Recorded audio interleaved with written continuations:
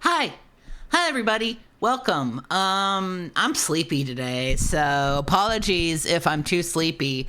I should be okay. Also, a quick update. I updated OBS and I think it fixed the audio problem. So let me know if you don't hear anything when I'm doing my retro arch and stuff like that. Just let me know. Let me know. And yeah, enjoy the Canadian CanCon. I hope y'all go to Quebec. Or not. It depends on how you feel. Do you want to go to Quebec? Do you want to stay in wherever you are? I don't know. I don't know how you feel. I'm sorry. I'm really tired today. I'm doing my best. Thank you all so very much for showing up. I appreciate it. I also appreciate Itinerant Soldier 25-month resub. That's over 2 years. Yeah, it's been more than 2 years. Thank you. All right, folks. Did you hear that? Oh, hi. She's on the back of my chair now. She went, ew. She meeped. Yeah, she's still here. She's still here waiting to go home, but she's been meowing and very meepy today. It's really sweet. She's been letting me like just straight up just like squeeze her, like hug her and stuff like that. She's very affectionate today. It's cute. But what's not good, it's bleak soup time, folks. All right, okay. So the liquid deaths were still on sale, so I bought another one. And this one's making me laugh. This one's making me laugh a lot because they gave up on naming this one.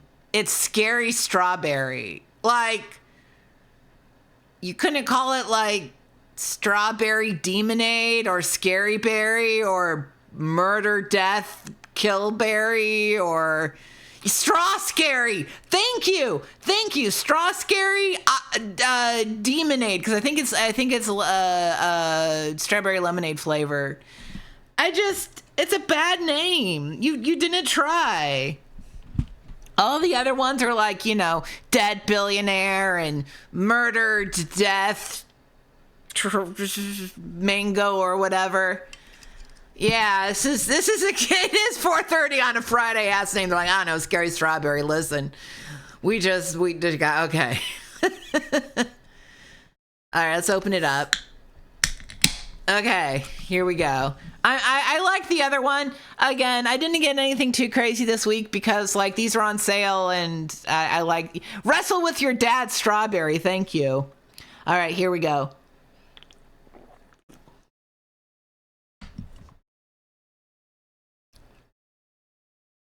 Yeah, it's fine.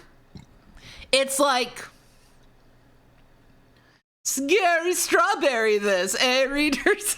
It's okay. It's fine. It's like the other liquid deaths. If you like bubbler and those other like sweet, sugar-free, not as much caffeine type energy drinks, then I recommend it. It's a nice alternative to Red Bull, I guess. I don't know. It's all right. I like these. Next week, hopefully, I'll have something actually disgusting. This week, I was just like, fuck. Scary Strawberry. Got it. Good. That's good, right? Mostly because, like, these drinks get expensive. Like, man, sometimes the weird drinks are like $4 and shit. And I'm just like, $4. Oh, by the way, I did my taxes. I had to do taxes on royalties this year from streaming, and I made $10, and the government took 4 of it, which is really funny. So, I they took the price of a bad drink from me. All right, I love being I love being a 10/990. It treats you great. It treats you great. All right, folks, let's get to it.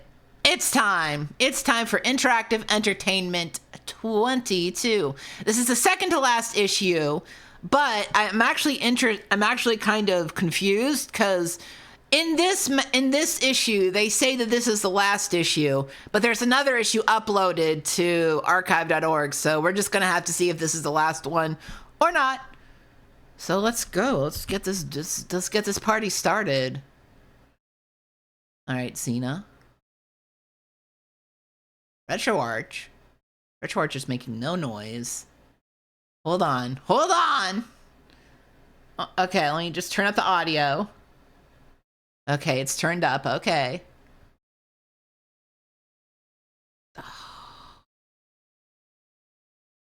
What do you mean you can't?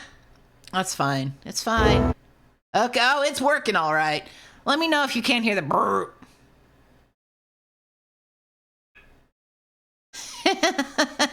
Search Doc's a good name. Yeah, Bella, I'm working. Oh God. Oh God, did you hear the horse? Oh God, that was scary. Okay, it works. Great. Yeah, okay, good. The audio ended up working. Let's make this full screen. Okay, you know what I'm gonna do? It is insanely loud, so why don't I turn these horses are loud. Okay, there we go. That should be better. All right. Okay, here we go. Now we're ready. Thank you all very much for your patience on this scary strawberry. I didn't... Fine.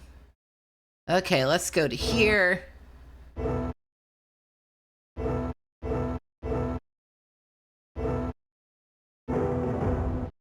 Dealer has 21. Sorry, folks. No! Come on, we've got to go. Oh, one more hand. I feel lucky. You're already down $5,000. Besides, it's time to do the intro. That's right, bits in the intro, baby.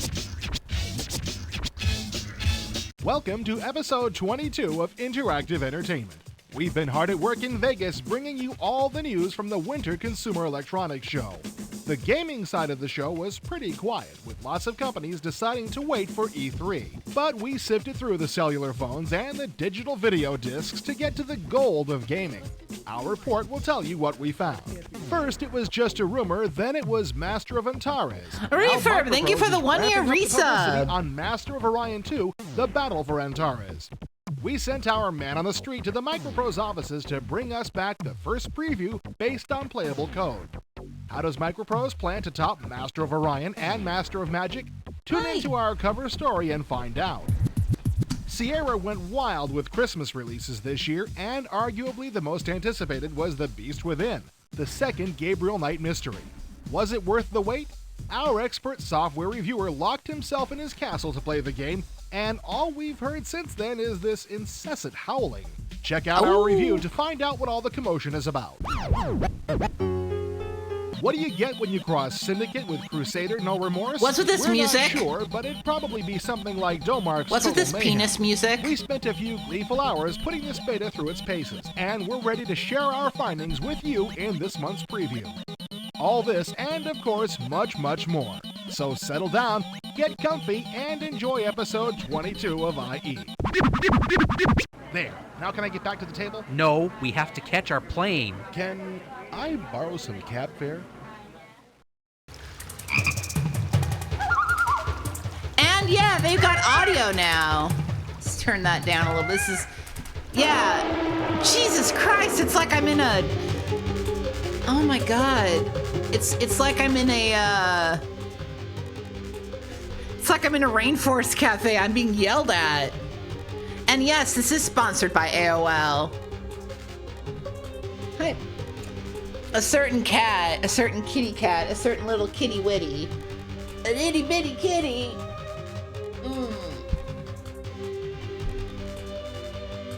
Is spending all her time in my lap.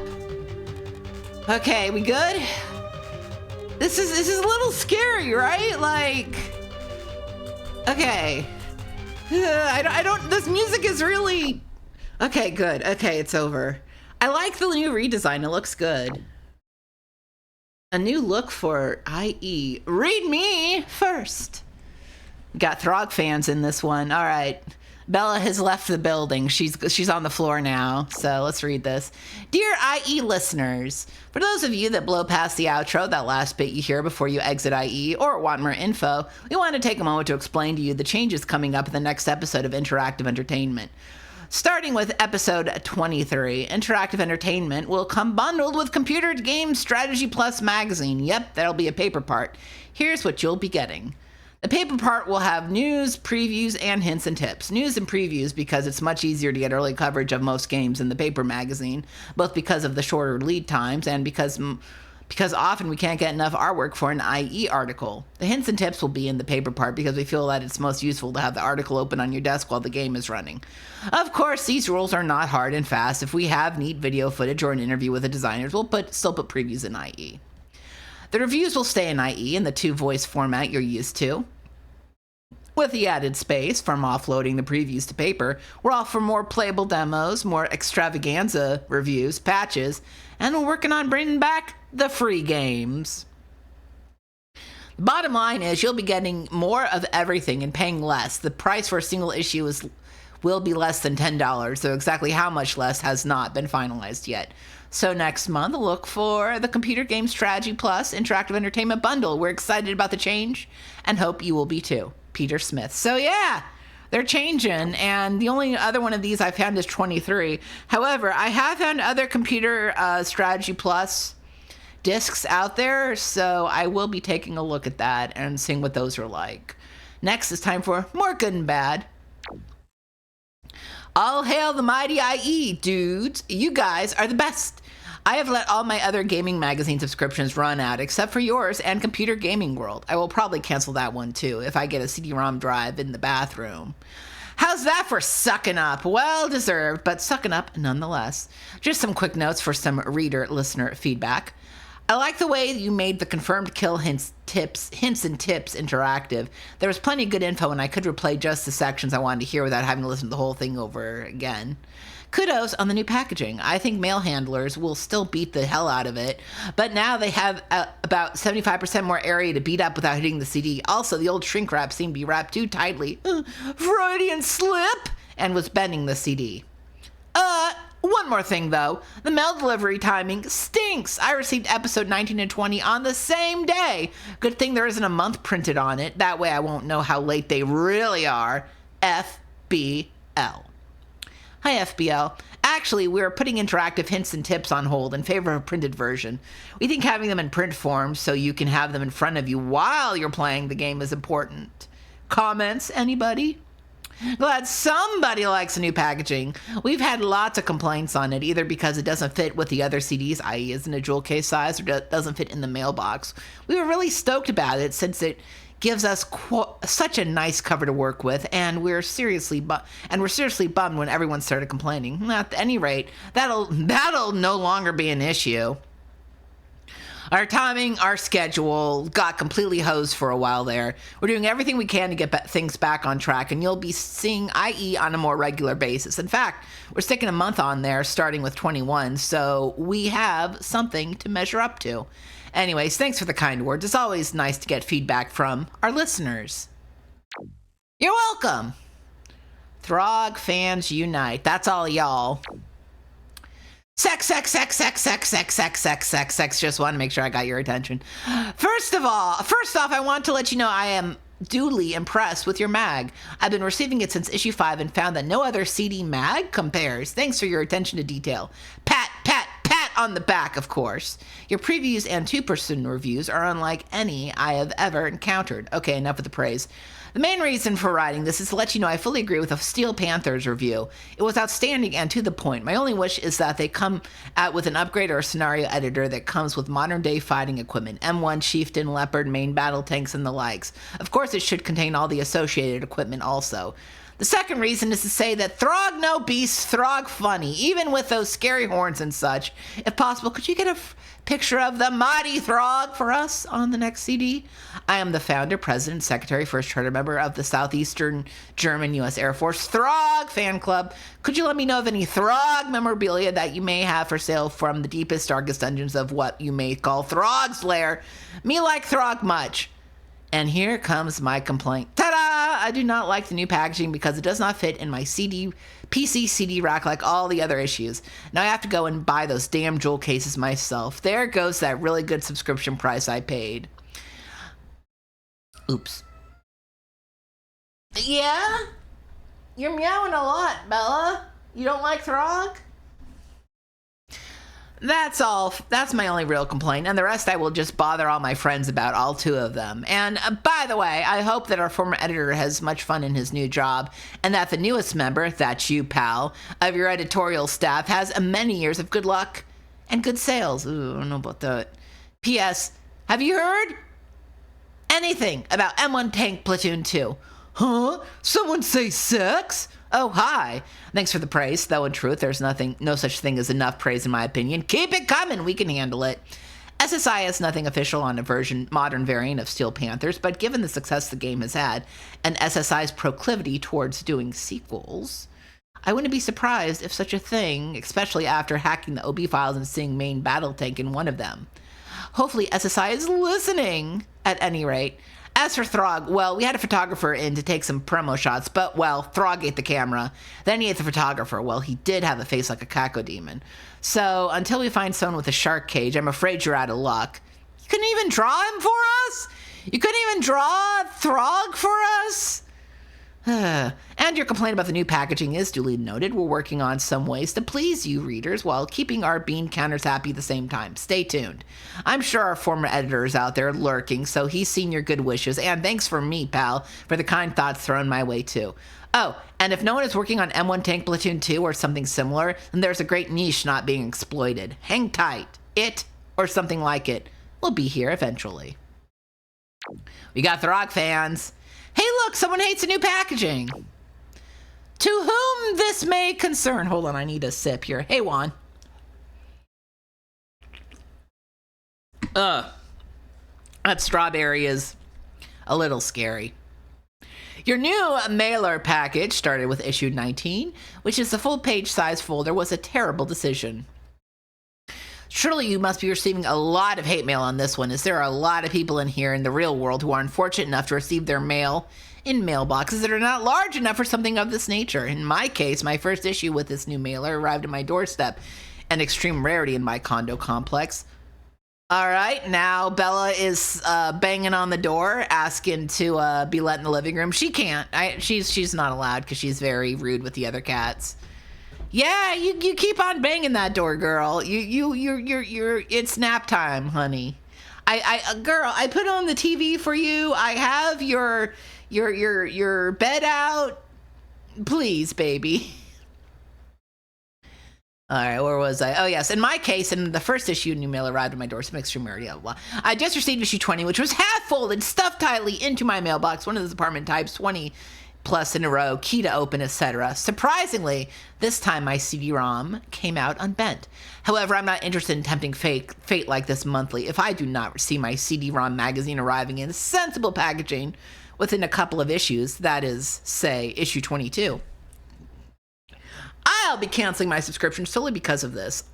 I'll probably still occasionally buy issues of your CD-ROM magazine in the store. The packaging certainly makes sense. They don't have mail carrier mentality when they fill their magazine racks. However, with your competition and my sometimes forgetful nature regarding regular preview of latest releases on the rack, you will be losing sales because of this odd decision. So, again, I urge you to drop the mailer and go back to the previous one. At the least for us subscribers, else you'll be getting back a lot of U-shaped CD-ROM rejects or calls about the same. Signed, Kevin Womack, who through no fault of his own, lives in a place where he cannot receive 8x11 folders with CD-ROMs in them without the risk of them being folded. No, I'm not moving to a real house anytime soon, so that solution is out.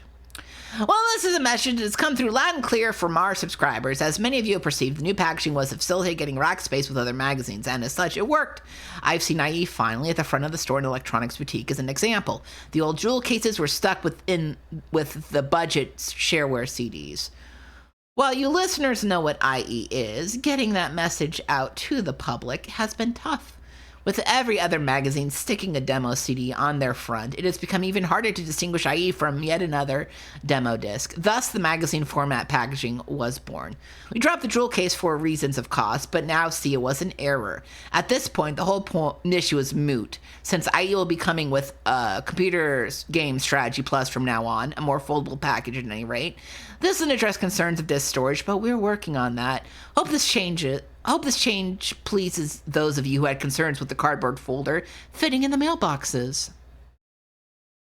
Mail carrier mine. Yeah, exactly. Having Throg on the front would have really helped them. I've been reading IE since issue 2, same here, and it has consistently been a source of quality reviews. The structure and presentation is well above the other CD-ROM magazines produced. It is very nice to be able to quickly get to the section of articles I am most interested in. I also want to compliment you for the general avoidance of obnoxious advertising. I just tried another CD mag out and was immediately hit with a too cute ad which I didn't care for. I was so disgusted I threw the disc on the sometime next decade pile. After reading the letters in the latest issue, I want to say that I do love the multiple voice reviews. The interactions are well written and extremely funny. Occasionally a cute voice is overused, but it's still good. I generally read every review, especially the ones for the bad games, just to hear the excellent job you do on it. Issue 18 was the best yet, with several articles topping even the review of Inca 2. I would strongly support IE on 2 CDs, even at an increased price. The value of having well-balanced reviews with video clips of the action in the game easily makes IE pay for itself. If only I had read the Phantasmagoria review before I fell for the hype. But you saved me from Outpost and countless others. It'd be bargain at twice the price. As for the rest, I rarely play the older demos. The new Ads Plus demos are friendly enough that I wind up trying them out, though. The only free games I recall wanting to play was Perfect General, but you shipped it 2 weeks after I bought a copy. I'll not miss this feature. Interactive interviews, these were just as cheesy in real-life interviews as they are in games. I'd like to see this kind of thing come back, but with consistently good audio and no cheesy question trees. Just earn 10 minutes of monologue, or else just play maybe like 5 to 8 topics at once. More info. I like all the additional data on the games that you put in, but I wish I could find it without having to pop up a menu in the middle of an article. It'd be nice to have another way to get this info. Also, with your new pseudo letterbox style, you could use little icons near the page numbers to show what types of additional info are available. These wouldn't have to be reactive buttons for my taste, though it would be intuitive if they were. But it would be nice to know what additional data is available without having to interrupt the voices. I'm thinking of something like the icons put on movie pages on the Internet Movie Database. Oh my god, IMDb reference in 1996. Your use of Windows 95 features is wonderful. The wipes and fades are excellent, and the quartered sectional layout is a big improvement. John Redford at Garrow.net. Garrow.net. Hi there! While I appreciate your dislike of the ads, they do generate revenue that could free I'm the us king of up multimedia. to try other, more elaborate ideas. In other words, I won't promise you'll never see an ad in IE, but they'll probably stay in the form you've seen, a button on a menu that you'll have to want to see. The two-voice review isn't going away, don't worry. It's sort of our signature feature. We are changing the tone a bit, sliding the dial a bit away from the goofy side of the spectrum. No! There'll still be some funny, or at least what we see as funny reviews, but others will be somewhat more sober. No! Well, I'm starting to sound like a broken record in this letter column. Rather than go 2 CDs or merging with a paper mag, this will give us a tremendous amount of flexibility. For instance, right now we often have the information to do a preview before we have enough art to do one. We'll be offering more demos, virtually all of them playable, in the future. You'll see the return of the free game from time to time, but only when we can get titles that we feel are worth offering. Interactive interviews, well, we have no current plans to bring them back, but if enough of you want them...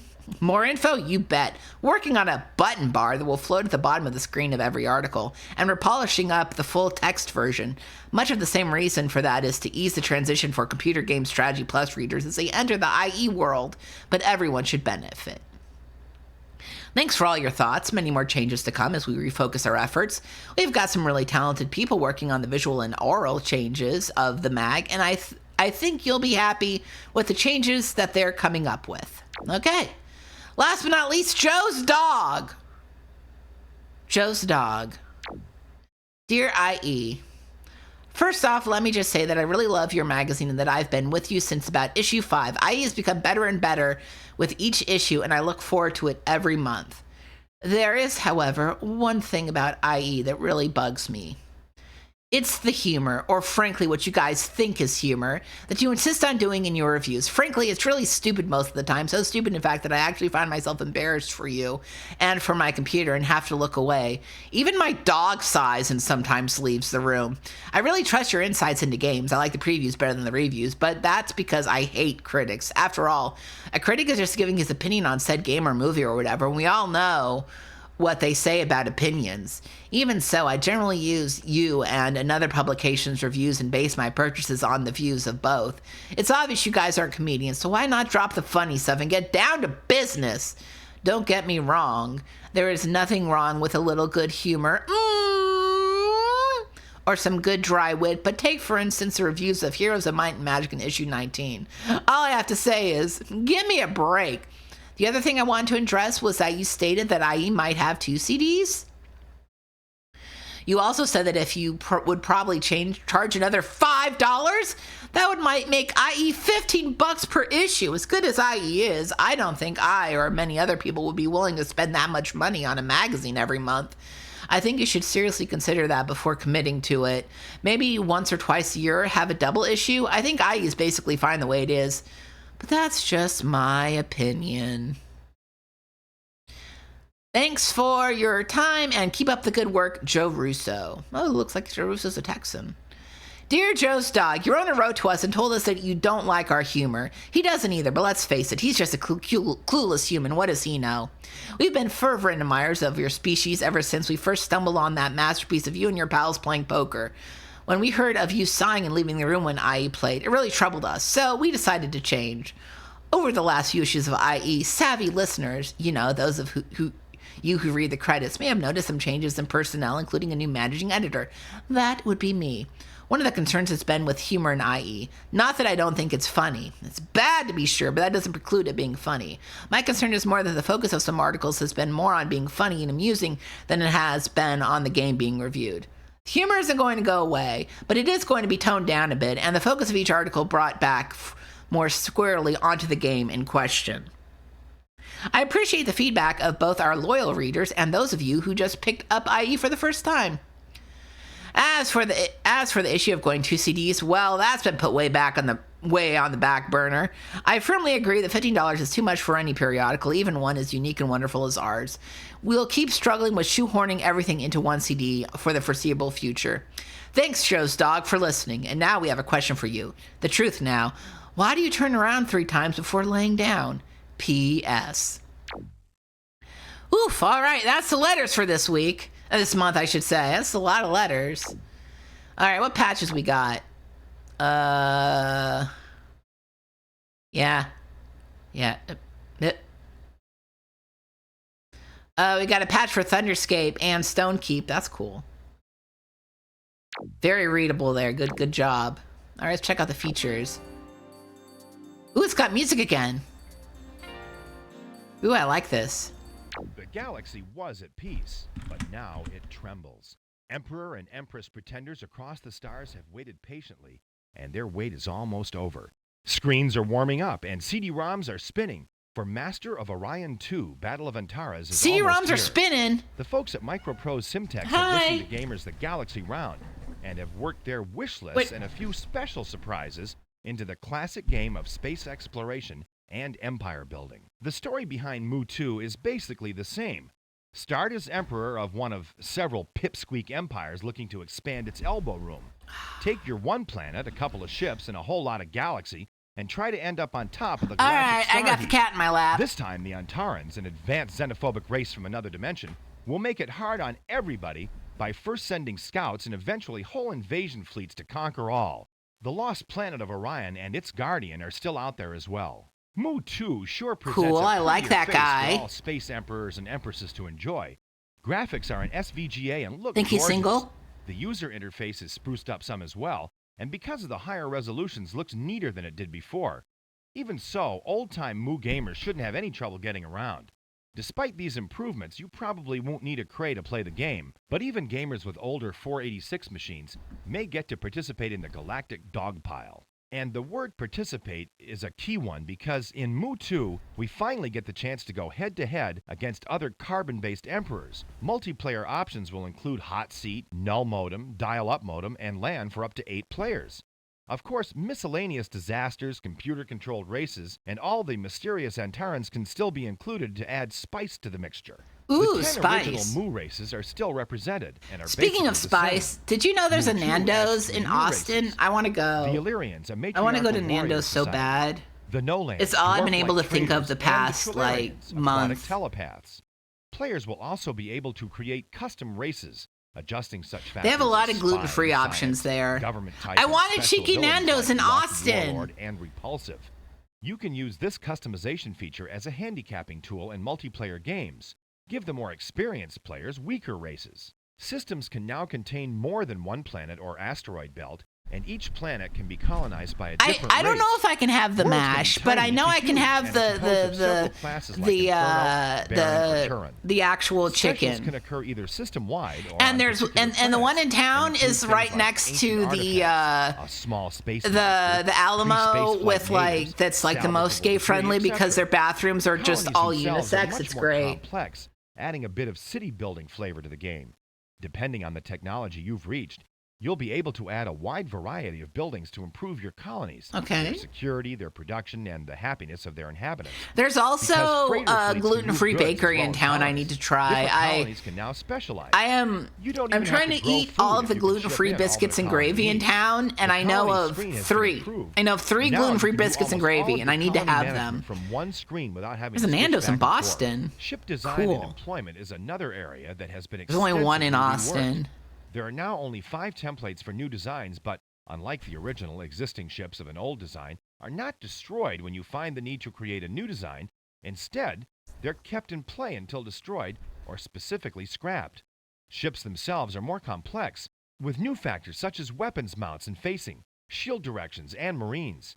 Special modifications such as heavy mounts, Their point Korean defenses, barbecue and place is autofire, gluten-free? and special That's systems actually like the cloaking hard, device, transporters, 'cause, and crew pods let space admirals tailor Because like ships' usually the designs soy for very sauce specific is missions. got gluten in it. That's nice. Oh man. Oh man, that sounds good. Yeah, our local Korean barbecue is not gluten free, unfortunately, but we do First have off, hot if pot players here that designated is. the strategic option at the start of the game. All ship Oh combats man, will be I'm calculated by craving the Chinese computer food. I'm without craving even food. showing the animations. This is a feature What I intended need to is speed up crawfish. I haven't multiplayer had games. crawfish this year. Of course, full tactical If I don't combat get is still an crawfish, I option. die once In a addition year. to the familiar moving, Oh, one of the Fantasy attacking, Luck. Yeah, scanning, or yeah, retreating, gluten-free Move like 2 sauce. adds Like boarding they made actions like gluten-free raids soy and sauce, captures to so really it's spice actually things easy to up. do. Depending on your ship Yeah, design, you may hot need to pot's worry good to go about with fire other guards, people. and shields can be weakened It's in it's sections. it's fine So you'll alone. need to There's keep actually a those place in portions of the town that ships does away from individual the hot line of pot, fire which of is kind of enemy cool. vessels. But like, there's also like a bunch of group hot pot New places. to Moo, but familiar to players of Master of Magic, is the concept of heroes called either officers if ship-based or governors if I planet-based. just want While not as chicken. they were in MLM, I like chicken. These characters could add an interesting edge Yeah, to like gameplay. the area where the Planetary Nando's is, there's a governors bunch of can be gluten-free brought in to options shore around up a there, which is failing or weak nice. colony, and officers can pump up the effectiveness of a ship that they're on. They are apparently a big help when sending a fleet up against the Okay. Guardian of Orion or the Antarans. The whole technology tree has gotten a major facelift for Moo 2. The tree will be completely visible from the start, and in Okay. general, it'll be much less linear. I've and never more, played any of the well, Masters of tree-like. Orion games because There I'm will be not over a big 60 strategy technology head. fields split I into do 8 like major categories: power, construction, and computers. I do like Each field Gazillionaire will in give you games like access that to though. one I or like more space applications trading like games. buildings, troop or spy equipment, ships and ship systems, and so forth. Most of the original Moo technologies are still in the tree, with most of the additions coming in the area of colony development and new goodies for your ship. Hydroponic We barely farm, I covered all the see. additions, tweaks, and changes made to Moo. While it appears that there are no radical changes in the game system, You can after all, Gazillionaire why the heck mess out of with a Moo? good thing? Okay, that sounds good. Master of Orion 2. I love Battle of Mule. Antares I looks love to have Mule. added enough to I please love both Mule. new Mule is contenders to the great. throne Mule is and like old legit war so horses ahead of alike. its time. All right. What other features we got? The Beast Within. Good evening, ladies and gentlemen, and welcome once again to everyone's favorite talk show, Don't Trust Anybody. I'm your host, Bob Krebstar, and our guest I today grabbed is House Flipper. Edward Flimmer Yeah, of yeah, I grabbed Weehawken, House New Flipper. Jersey. Hello there, Edward. Hello to you, Bob. I'm a huge fan of the show. Isn't everybody? I heard they were cutting So, back on Eddie, the have you got humor. a reason for us not to trust anybody? I sure do, Bob. So do you think And they it's cut- one you've never had on the show before? Wow. And after 247 episodes, that's quite a feat. What do you say, Yeah, audience? yeah, I thought there was going to be less bits. So, what's your innovative reason for us not to trust anybody, Eddie? Well, You see, I've been playing this Yes, new computer girl, game, come The over. Beast Within, from Sierra. It's the sequel to Sins of the Fathers, and Cut to the chase, City. well, okay. Don't trust anybody, because they might really be a werewolf. Well, that's a pretty good one. It sounds a bit like don't trust anybody because they might really be space aliens from episode 85, though. No, this is completely different. But you've got to play the game to understand. See, you play this guy. His name is Gabriel Knight, and Wait a minute. In Sins of the Fathers, wasn't Gabriel Knight played by Tim Curry? that's right, Bob. But this time he's being played by Dean Erickson, and none of his closest friends seem to notice the difference. Well, I think we know what to say about that, don't we, Eddie? That's right, Bob. Don't trust anybody. So anyway, Gabriel's clearing up the affairs of his German ancestors Cool wolf. in what used to be Bavaria when he gets pulled into an investigation of some mutilation killings. The authorities blame the occurrence on 2 wolves that escaped from the Munich Zoo. A little international intrigue, eh? Well, that doesn't sound very trustworthy at all. Oh, it's not, Bob. Gabriel manages to figure out in pretty short order that the zoo wolves had nothing to do with the deaths, and the trail leads to an exclusive hunting club for the German aristocracy.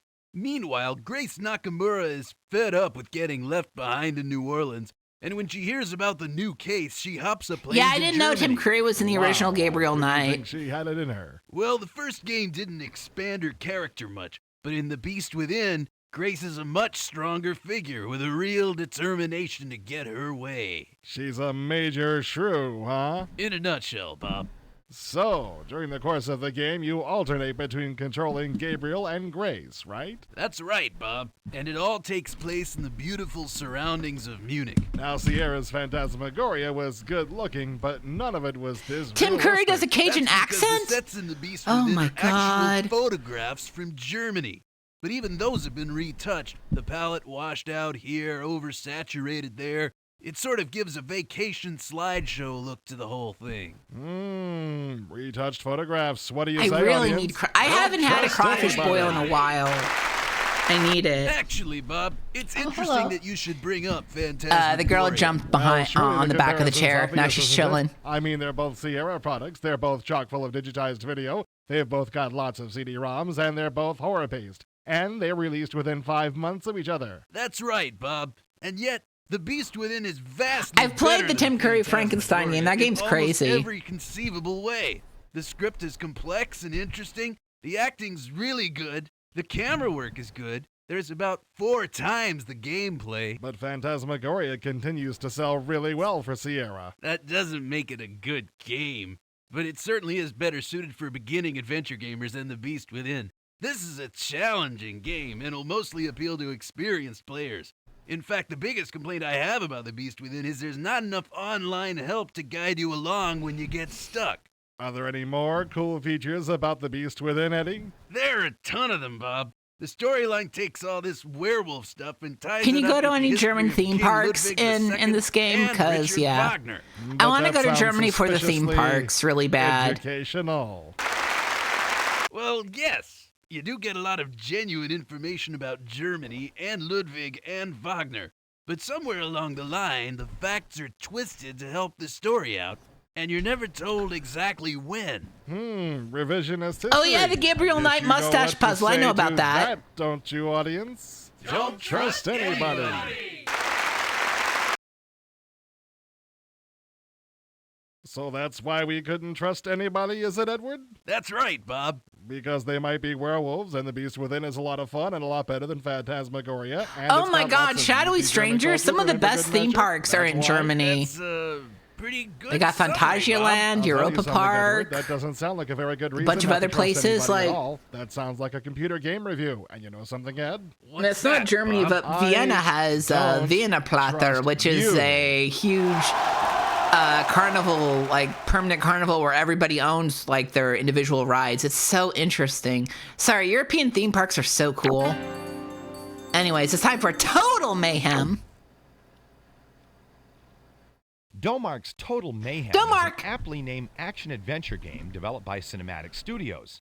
Action-adventure is the same Yeah, the category we Asterisk stick theme titles as park is really Crusader, No interesting Remorse, or Fade to because it Black has in. what some In people fact, say in is the many worst ways, roller Total coaster in the Mayhem world reminds there. us of Crusader, with a bit of Syndicate Parque mixed in. Asterix, The I forget the storyline name goes of something the like this. ride, but it's On a considered one of the distant absolute planet, worst, which is so mankind cool. has been enslaved by a race of robots.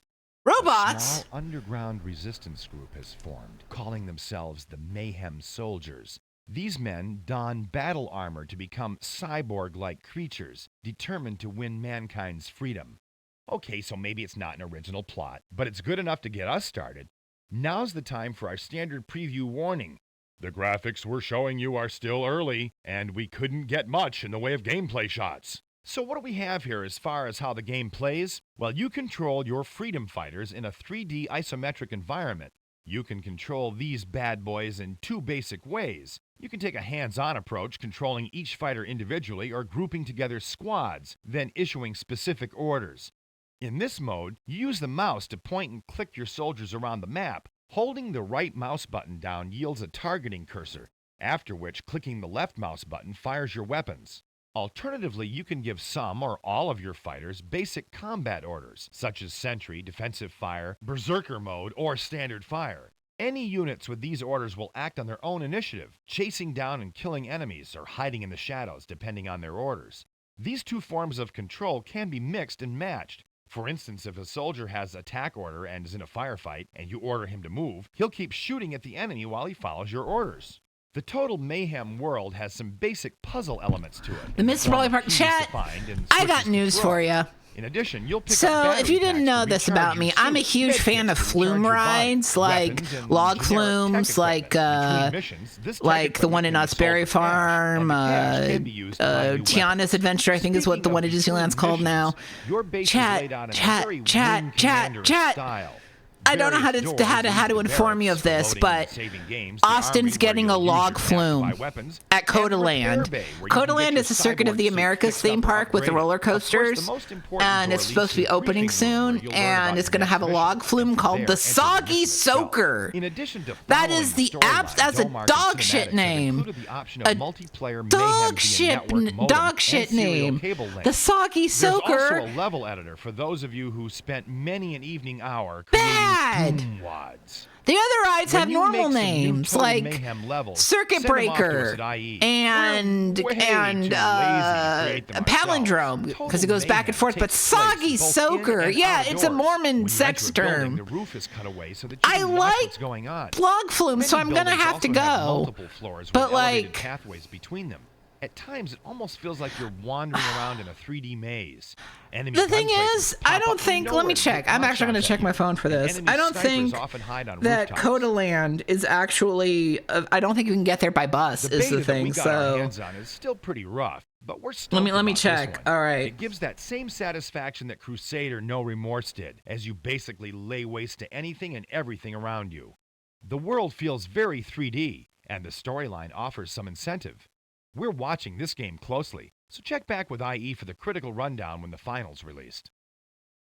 Oh, this is so funny. If you look up bus directions to this place, it just straight up says take a bus for a while and then get yourself a damn lift because you're not going to be able to get there, which is so cool. It's so cool that it's like, no, you can't go to this new theme park if you're on a bus. If you're on which is really funny because a lot of trolley lines when theme parks were new, a lot of trolley lines would go specifically to the theme, like amusement parks and stuff in the 1900s, 1910s. In fact, a lot of those places used to be called trolley parks because they were run by the trolley companies. But I guess if you're a simple old disabled fucko like Alex, you don't get to go to Codaland because you're just too disabled. That's fine. I mean, you're right that theme park rides are like being on a bus or like being on a train, which is why I like theme park rides. Why I like trains. All right, what's the news? Let's go. We got 3D opinions. In an interesting way to show game players that 3DO recognizes their importance, The company recently launched a 3DO Awards portion of their worldwide website. Gamers were able to vote on their favorite 3DO games for the year, and the results were tabulated. Yeah, I got a degenerated disc in my back, and then I have sciatica on both sides of my body, which is fun. And I got like a bad leg. One of my legs is kind of jank. 3DO also announced that both FIFA Soccer and Gex had shipped over I got janky left leg, whatever. 250,000 copies. Now, the degenerating disc sucks, but what can you do? That's why I can't really ride roller coasters, is because they're like, I don't know, your disc is all fucked up on one side, so I'm like, I shouldn't ride a roller coaster now. The team, which recently produced both everyone was like, my alerts weren't loud enough last time, so I increased the sound. To diversify their business ventures and explore both the internet and other game platforms. Okay. It's expected that Cyclone Studios will produce versions of both Captain Quasar and Battlesport for other platforms sometime in There's like some roller coasters I'll probably ride. That Sega and Panasonic parent Matsushita Electric are negotiating over licensing 3DO's M2 technology to Sega. Really? As you may remember, 3DO recently sold their M2 technology to Matsushita for $100 million. And the owner is free to sub-license the technology to whomever they wish. Although Sega denies the rumors, it has long been believed that Sega is interested in moving away from the hardware market and concentrating more on software. Although a relationship between Sega and the M2 platform is pure speculation at this point, it has been suggested that Sega is currently evaluating the M2 hardware, i.e. will bring you all the latest details as they become available. Bound by 4 posts and a mat with 2 gloves as your weapons and your shield, the world of boxing is unmasked in Foes of Ali, a new exclusive title from EA Sports for 3DO. Whatever happened to Friends of Ali, where you like hang out with him, get some coffee? Many years ago. As you lace up the gloves, players take to the ring as the great Muhammad Ali and battle opponents such as George Chuvalo in a series of head-to-head fights. Of course, you don't necessarily have to play the career mode, as you can also engage in 2-player contests as well as tournaments and exhibitions. All of the boxers are polygons rendered in real time, allowing for a very fluid fight experience. The actual graphics are breathtaking, and although the fighters' faces are somewhat flat and lack detail, they are very impressive for any platform, not to mention 3DO. Perhaps the most impressive feature is some 21 different camera angles ranging from a first-person perspective to a ringside seat. These angles can be changed during the fight and really add a sense of realism to the bouts. In the first-person perspective, you'll also experience blurred and double vision when you start to weaken. The only sore point is the lack of an instant replay feature after the bouts, but overall, Foes of Ali cashes in on a genre that is seldom done right. No doubt a first-round KO. Okay. He's your stereotype of an action hero with bulging biceps and dashing good looks, but more importantly, Captain Quasar is on a mission to rid the world of evil crime lords. We can now finally Friend of Ali is like a friend of Dorothy, yes. For quite some time, with a lot of publicity surrounding its release. This isometric 3D scroller features claymation movie sequences between the levels, as well as 3D rendered characters and objects on all of the levels. The game is divided into 3 worlds: the desert, jungle, and lava.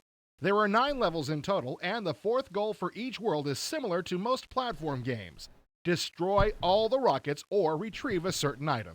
The gameplay is similar in scope to the Horde from Crystal Dynamics, in part due to the 3D isometric perspective, and also due to Quasar's varying array of missiles, grenades, and machine guns. Although Quasar may look like a pure action game on the surface, there is an underlying strategy and puzzle element, complete with an inventory management system for the character. It's a technical tour de force on all fronts, with vibrant graphics and zany music. The control is somewhat bothersome at first, but eventually you should get the hang of how to tame Captain Q's movements.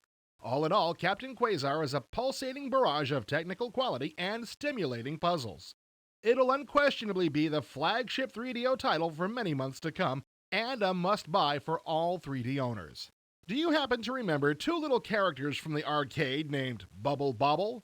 They were cute little dragoness characters who would often be used in a series of puzzle games. Now those two dwarf dragons have popped up on 3DO with Yeah, I Bust a didn't Move, know it was developed by Kato for isometric. Yeah, Panasonic yeah, it's software. interesting. A hybrid of Tetris and Bubble Zoop, and Bobble. You operate a bubble machine on the ground which fires gumballs into the air as you try to match the colors of balls to eliminate them from the playfield. The single-player game is addicting, but even more fun is the head-to-head two-player game to see who is the real rocket scientist in the family. Bust a Move is a smart little puzzle game that isn't high on technical writs, but is the perfect puzzle game for Tetris lovers. When you learn of the existence of an artifact that would explain the puzzling jump gate in outer space, your mission is to retrieve it in Shockwave 2 Beyond the Gate from Electronic Arts. When you're within arm's reach of the artifact, an alien ship steals it through the gate. Your only choice is to follow the alien through the gate and try to obtain the artifact. Shockwave 2 allows for the same game concept as the first one, yet it's vastly improved on all fronts and takes the 3DO to a new level of technical excellence. The full-motion video cutscenes are crystal clear and much better than the original, along with playfields for your fighter jet that are 400% larger than the first game.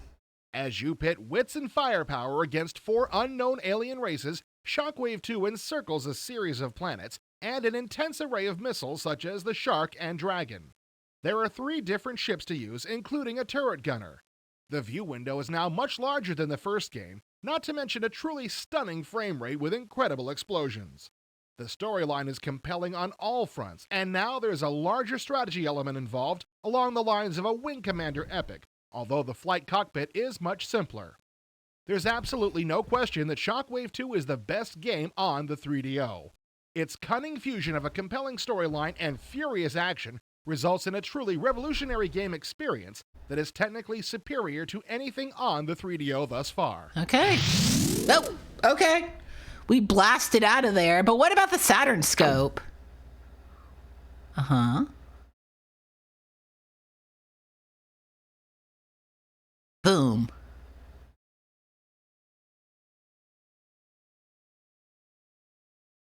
Get his ass. No, girl. Girl, you're not supposed to lose to him. Girl, no, ma'am. Supposed to have audio? My life is nothing but There's audio. So many new titles released over the holiday season, let's jump right into them, starting with Virtua Fighter 2 from Sega. The watermark for other fighting games was the original Virtua Fighter, and now the sequel, which has sold over 600,000 copies on its first day in Japan, has landed on American soil. The game logistics remain true to the original, yet the actual combat screen has a more 3D feel to it, rivaling Namco's Tekken on the PlayStation. 2 new characters are added to this sequel, Lion and Shun, along with the infamous heroes from the first game. There's no doubting the fact that the play mechanics are fluid, and players who enjoyed the first game will be happy to know most of the secret moves are still available in the sequel.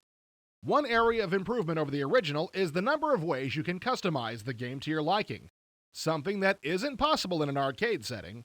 For instance, there is an option for expert players to allow your computer opponent to learn your attack patterns and use them against you. There is still 2-player combat available to go head-to-head with friends and foes, which is always the most enjoyable. Virtua Fighter 2 suffocates the competition with in-your-face action. Among the vast gamut of stars in the sky, there lies the Largo mining colony, a problem, and a lot of firepower. Babylon 5's Claudia Christian stars as your commander in Solar Eclipse, where you'll mesh missiles with metal across Saturn's 10 moons. Full-motion video cutscenes, which are extremely well-produced yet don't impede gameplay, are interspersed throughout the 9 missions, which encompass over 30 laser-scorching levels. Laser scorching. The actual game engine looks like a hybrid of Total Eclipse, yet is much faster with ships that are easier to control. You're equipped with lasers and missiles on the daunting quest, along with wingmen who often relay information through a video display in the cockpit. 2 camera views are offered in the cockpit or a behind-the-rudder. I'm the king of multimedia. Play Yeah, I mechanics am. are very similar in nature to Total Eclipse and Terminal Velocity on the PC. The addition of tunnels and other crevices to keep the gameplay interesting, not to mention the copious explosions. There are often multiple paths to the end of the levels, although you are somewhat on train tracks, meaning you are forced along certain routes. The graphics and sound effects are both very impressive, and perhaps the most stirring feature is the blistering fast speed. Laser-sharp in execution, Solar Eclipse is a ferocious space opera perfect for the true action fan. And for those of you who are looking for the flip side of the coin of Solar Eclipse, Romance of the Three Kingdoms Wall of Fire is a new war sim from Koei Ooh. Corporation. As China is involved in a deep political revolt with many powerful warlords vying for power, you must suit up as the ruler and unify the country no matter how grave their differences. There's a sense of realism in the game with various well-known Chinese war heroes included.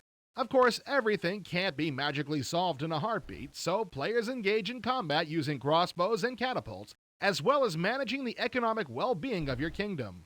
As a Sega Saturn game, it really requires a mouse for any intense enjoyment, and that's not currently possible on the hardware side. Hence, the PC CD version is a much better bet for this historical war simulation. EA Sports has laced up their shoes and taken to the grassy fields for the first time on the Sega Saturn with FIFA 96 Soccer. This is a conversion of the PlayStation version and features all 12 international leagues, along with over 3,800 real soccer players from around the world.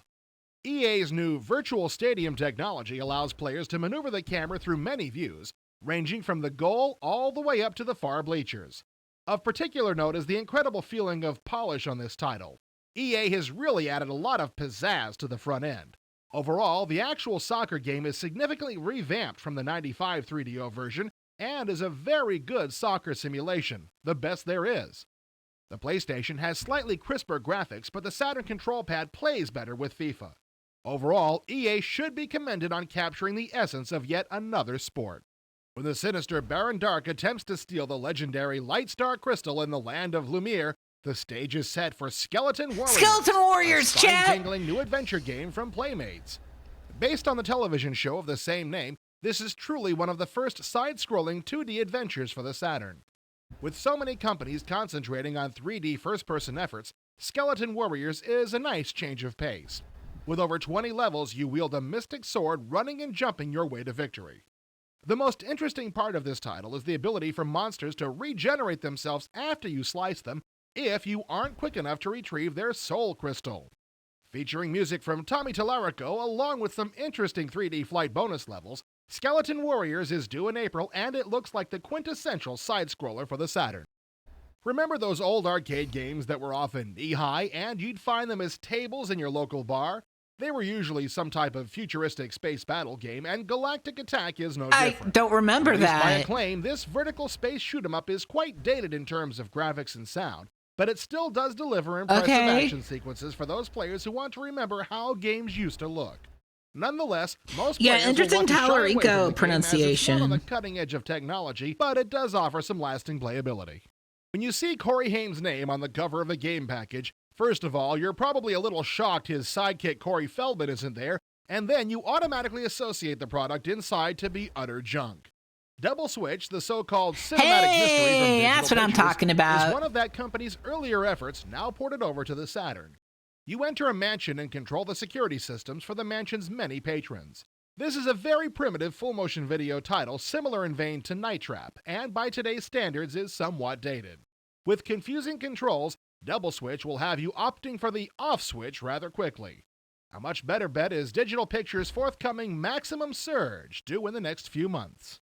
Finally this month, that green lizard Gex is back hacking and slashing his way onto the Hacking Saturn. and slashing, he's This never side-scroller hacked from at Crystal anything. Dynamics is a The only direct thing he's a port of the hack 3DO at is version, comedy. featuring the voice of comedian Dana Gould as Gex. Simply put, there isn't anything significantly different than the 3DO version here, but if you haven't played it on 3DO, it's a very good game, sporting innovative tail attacks for Gex, along with some hilarious level designs and cartoonish enemies. And for this month, that's a look into the Saturn scope. Okay, we looked in the Saturn scope, but what about PS Extreme? Injured and out for the season might be the appropriate title to preface the news that EA Sports has decided to delay the release of their Madden football game on the PSX. Originally scheduled for a January release, it's now scheduled to come out this fall. Simply put, EA states that, quote, although the product looks spectacular, the gameplay needed additional refining in order to meet the level of quality expected from EA Sports titles, unquote. So now it looks like Madden 95 will be renamed to a 97 version and released this fall, probably right around the start of the football season. On the bright side, it's admirable of EA Sports to hold the release of such a large project in order to assure high-quality gameplay. Destined for your PSX console in March is Interplay's Descent, one of the hottest PC games of 1994, which constantly topped the internet list of the 100 hottest games. The PSX version, which is currently only previewable, looks like a real gem. Spawning a silk-smooth frame rate on the PSX, the full screen mode looks to be even faster than what can be achieved on a high-end Pentium. The PSX version features the same levels as the PC game, although colored ambient lighting has been added and it looks great. In addition, for multiplayer fanatics, there'll be a head-to-head anarchy mode, but the flip side of the coin is that you'll need 2 PlayStation units to link together. Finally, the entire music has been rewritten for CD, featuring original music from the bands Skinny Puppy and Typo Negative. Descent PSX should fathom a new standard for the PSX if the PC version is any indication. Sharpen your blades and work on that slap shot, because you'll be hitting the ice in NHL Face-Off, Sony's second sports entry, following the extremely successful NHL Game Day. Face-Off is a pure palette of quality, with even the most intricate details covered. Featuring a full NHL license, the game includes all the NHL players along with their photos and the entire array of NHL teams. With various camera angles and incredible sound effects, even including vintage organ music, there's no question that Face-Off is technically impressive. To add fury to the fire, I think that is Zoop. That is Zoop. They're zooping it up twice. There's 2 Zoop photos here. Sony has really gone for the Stanley Cup with the They're game. zooping. It's by far the best hockey game out there, so much so, it sends competitors to the penalty box in defeat. This is a must for every hockey fan. When the world's hippest computer repair guru, Lance, gets a fix-it call to a mysterious castle, things don't exactly turn out kosher. Especially when Fritz, the evil monster, decides his paws are destined to claw you to death. Braindead 13 from ReadySoft is one of the most beautifully animated games to date, with luscious color and large characters. And the musical score is also very impressive. Specific themes play during your romp through the catacombs of the castle. Suffice to say, although the game is intensely beautiful on a technical level, the gameplay is similar to Dragon's Lair, and interactivity is severely limited. Players simply point Lance in the right direction, resulting in a true comedy of trial and error. Although it's much better in concept and execution than other games of this genre, the style is very laissez-faire and annoying in some instances. Artistically, it's beautiful, but from a gamer's perspective, it's nothing groundbreaking.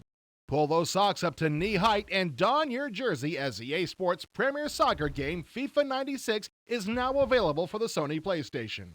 Using their new proprietary virtual stadium technology, FIFA features SGI-rendered players in 12 international leagues.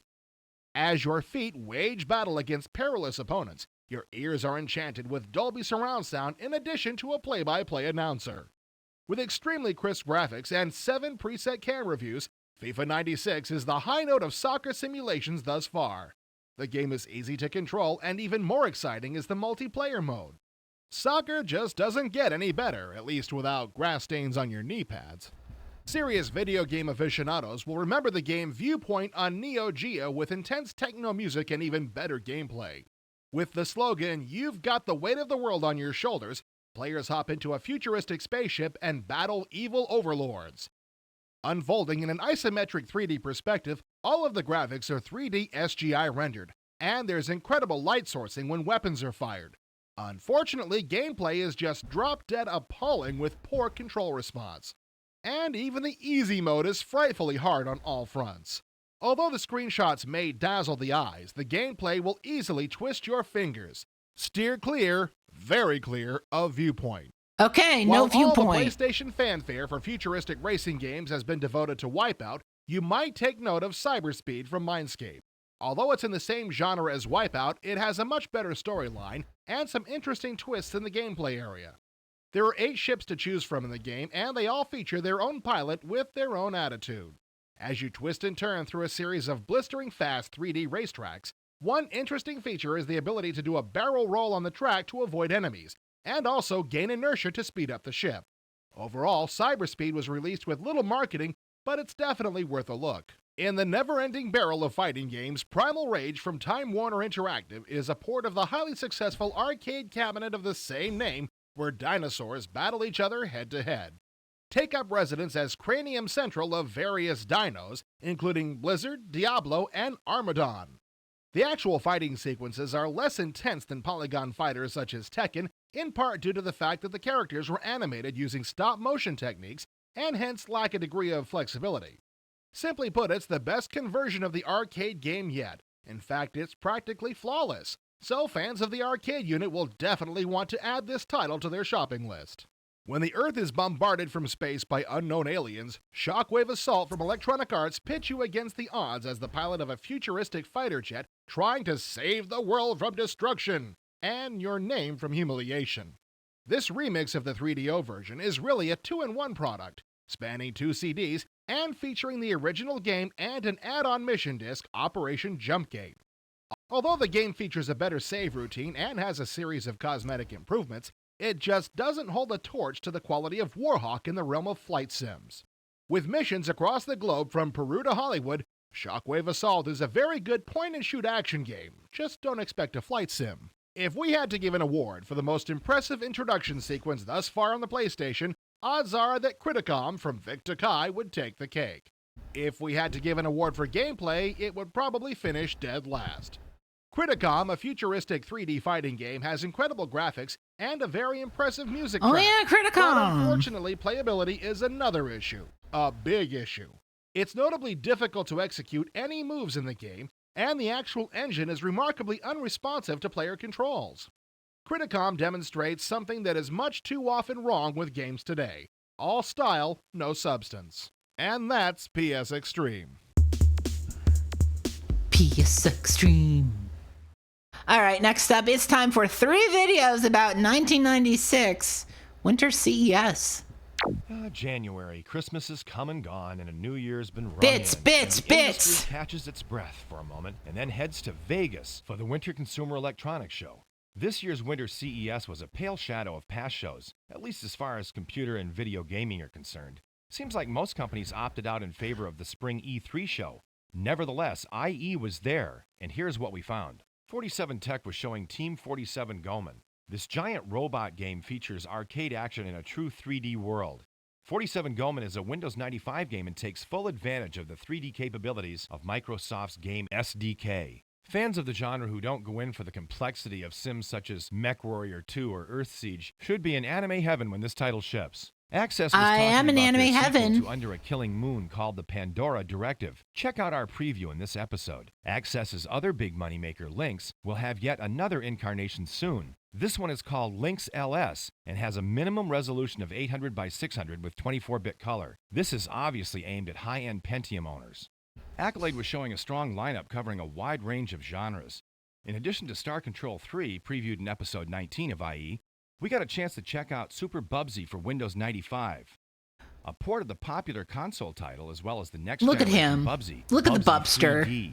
This title featured a rather surreal combination of first-person platform game action and Warner Brothers cartoon. The biggest surprise at Accolade had to be Deadlock.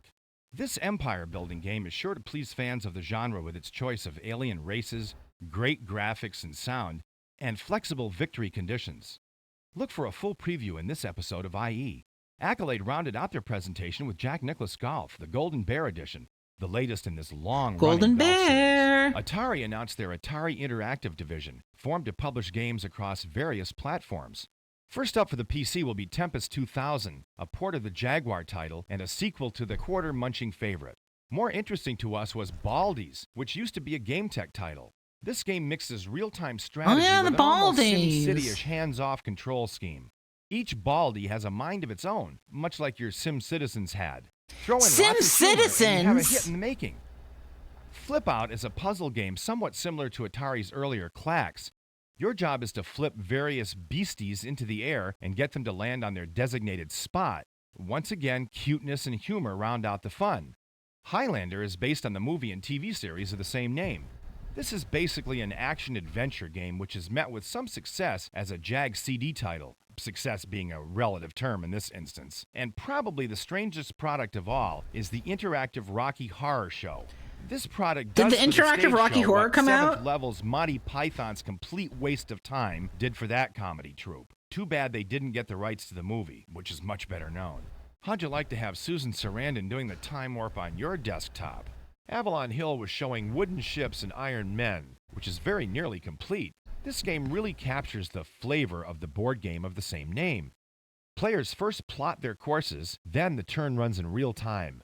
Maneuvering is the key to success, as it is with Over the Reich, which is the first turn-based air combat game that we've seen on the computer. For once, you'll be able to execute all those aerobatic combat maneuvers that you've read about and see the results. Avalon Hill was also showing Africa Corps, which is a direct port of the board game of the same name. The title is aimed almost exclusively at multiplayer games. Yeah, I mean, if Tim Curry's not going to be in your multimedia game, why do it? I'm going to be right back, folks. What about the Third Reich? All we can say is, it's coming. Blizzard Entertainment was still basking in the glow of their well-deserved Warcraft 2 success, but that doesn't mean they're resting on their laurels. Pax Imperia 2 is still a work in progress and still causes drooling in space-based Empire fans, but Blizzard is committed to not releasing the game until they feel it is as good as it can possibly get. Kudos to them for taking the time to do it right. In the meanwhile, there's Diablo. Oh man, this one looked hot. This is a third-person role-playing game featuring a random level generator. Each time you start a new game, the levels are generated in a logical but unpredictable fashion. Anyone remember Rogue? Anyway, Diablo also offers realistic light sourcing, SVGA graphics, and multiplayer dungeon crawling. Watch for it. Capstone was showing Chronomaster, which is still looking lovely. We'll have a review soon. And announced Witch Haven 2, featuring more realistic monsters, true 3D levels, and generally everything Witch Haven offered plus much more. Discovery Channel Multimedia has joined the entertainment fray with Connections, based on the TV show featuring James Burke. The premise of both show and game is to explore how one scientific discovery leads to another, often in most unusual ways. Now here's an adventure that can teach you something, but still be entertaining.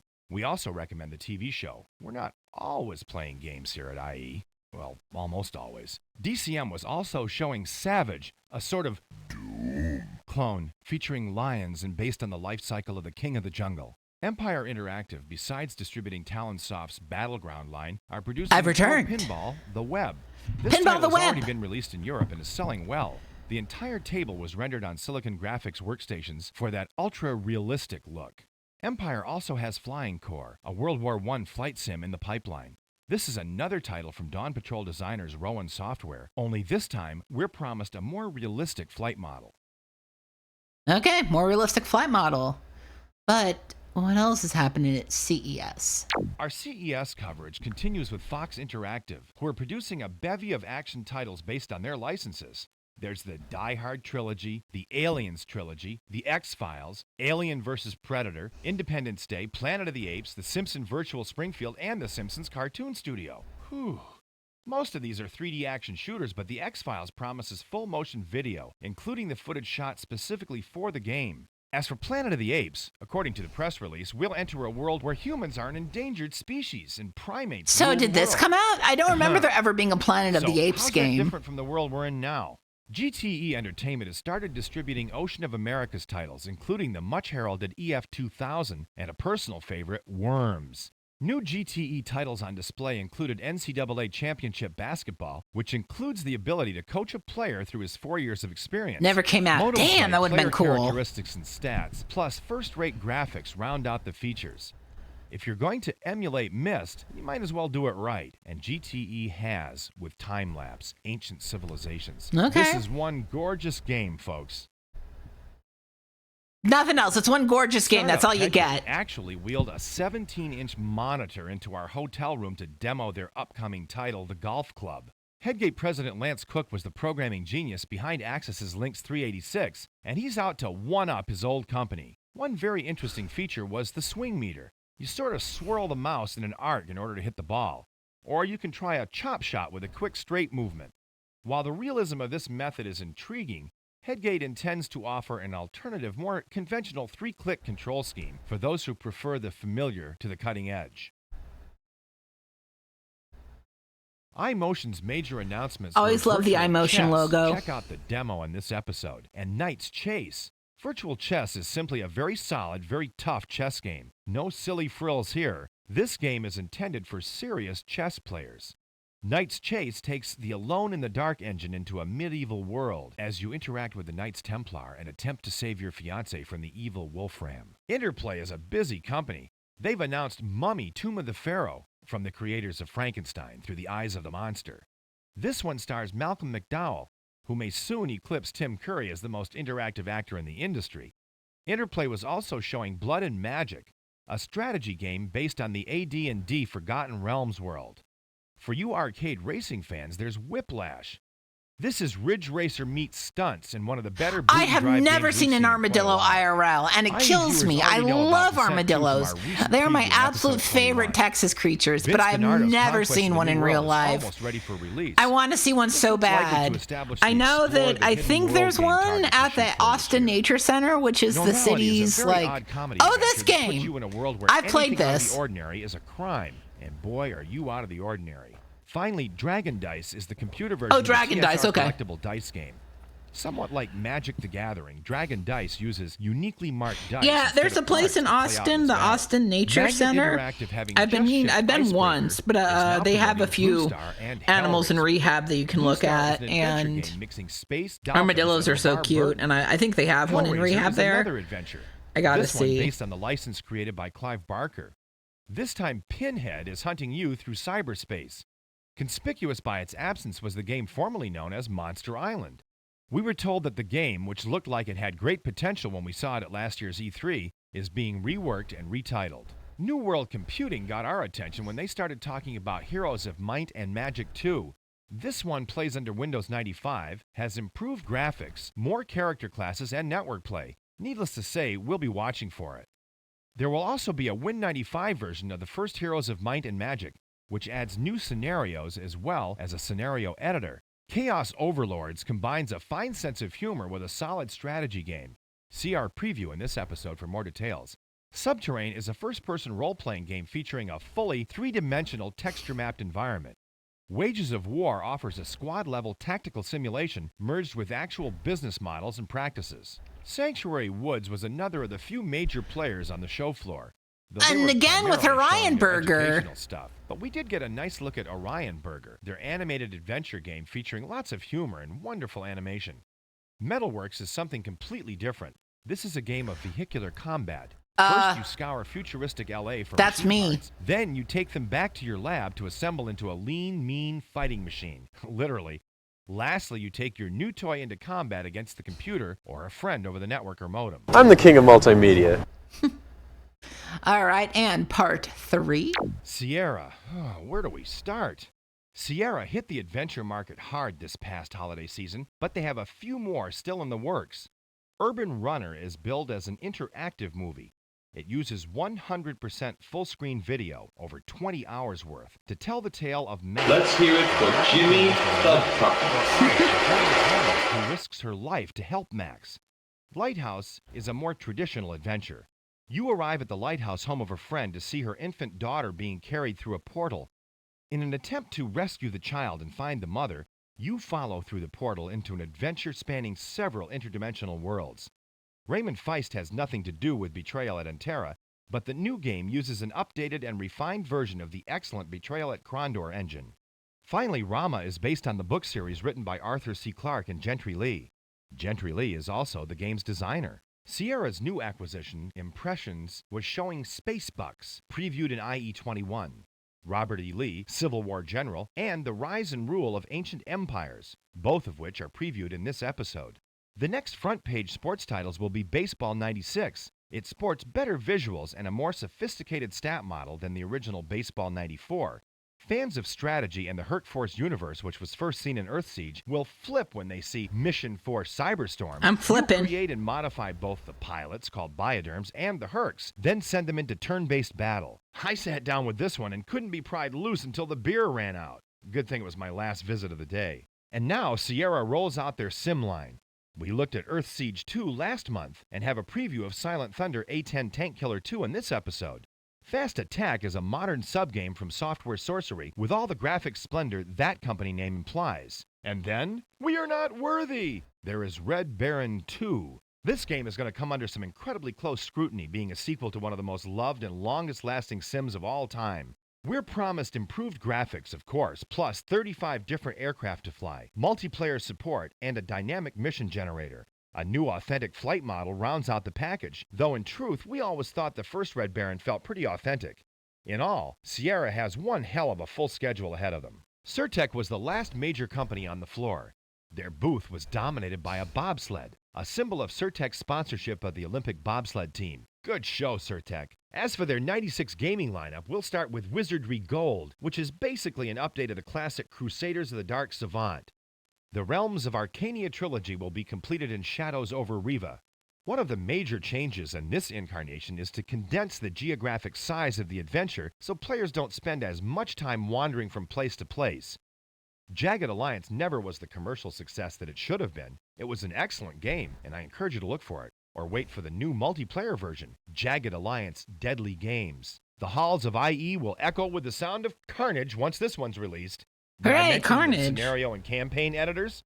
Lastly, there is Nemesis, a wizardry adventure. This is a single-player, first-person role-playing adventure, meaning it has aspects of both genres. First-rate SVGA graphics and the full multimedia treatment will bring the wizardry world to life like never before. Sony Interactive is in full port mode.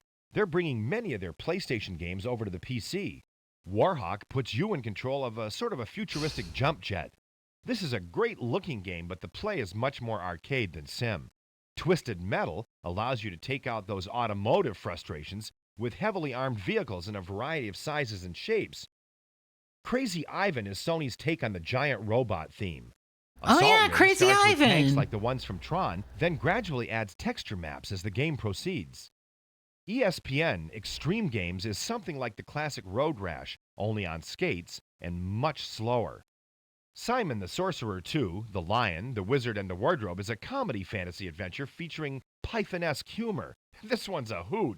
Chronicles of the Sword is done by Synthetic Dimensions, the same team who did Surtech's Druid. The game puts you in the Greaves of Gawain. We're assured that the game will take place in an authentic world.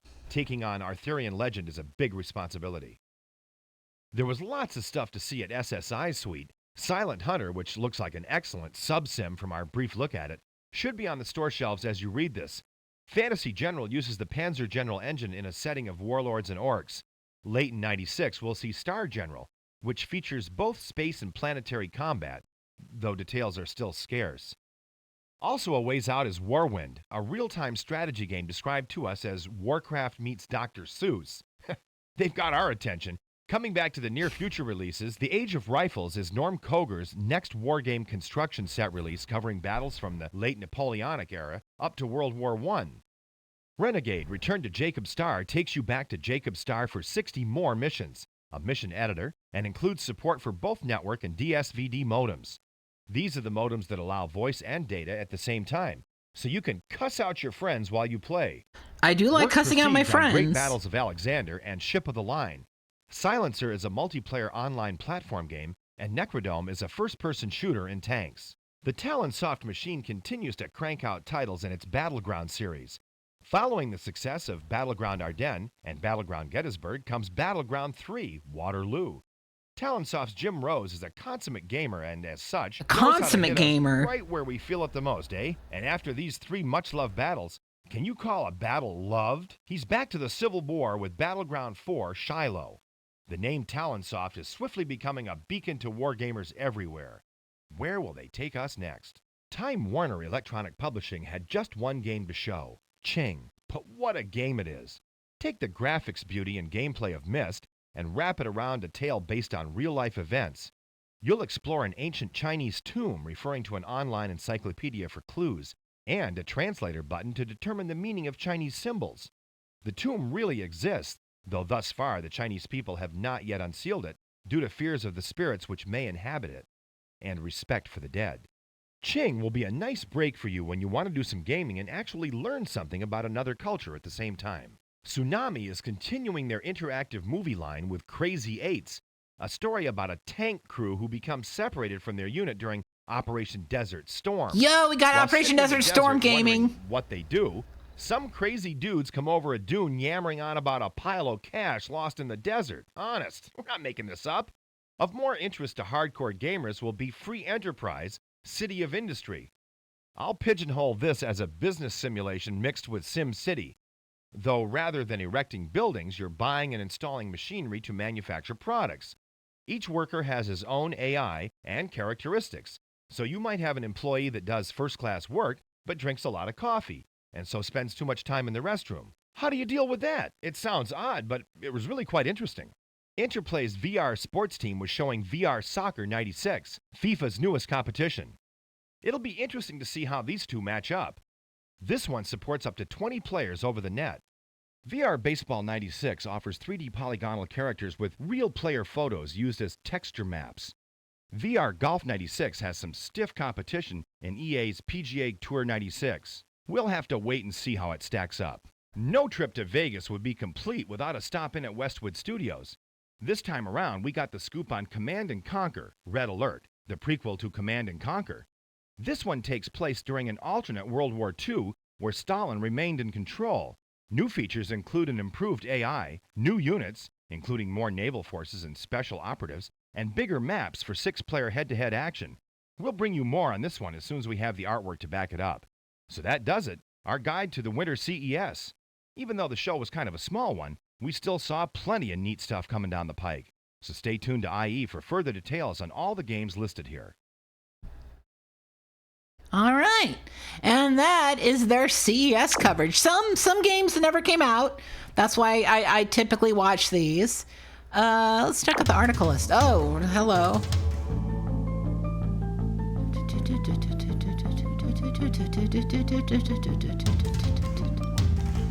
Sorry, I'm into this.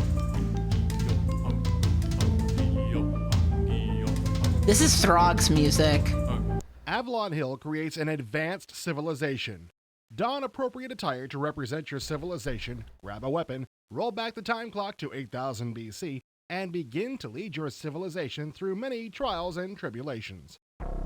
What the... Greetings! Who are you? I am Hammurabi, king Hey, of we Babylonia, got bits! noted military and administrative leader.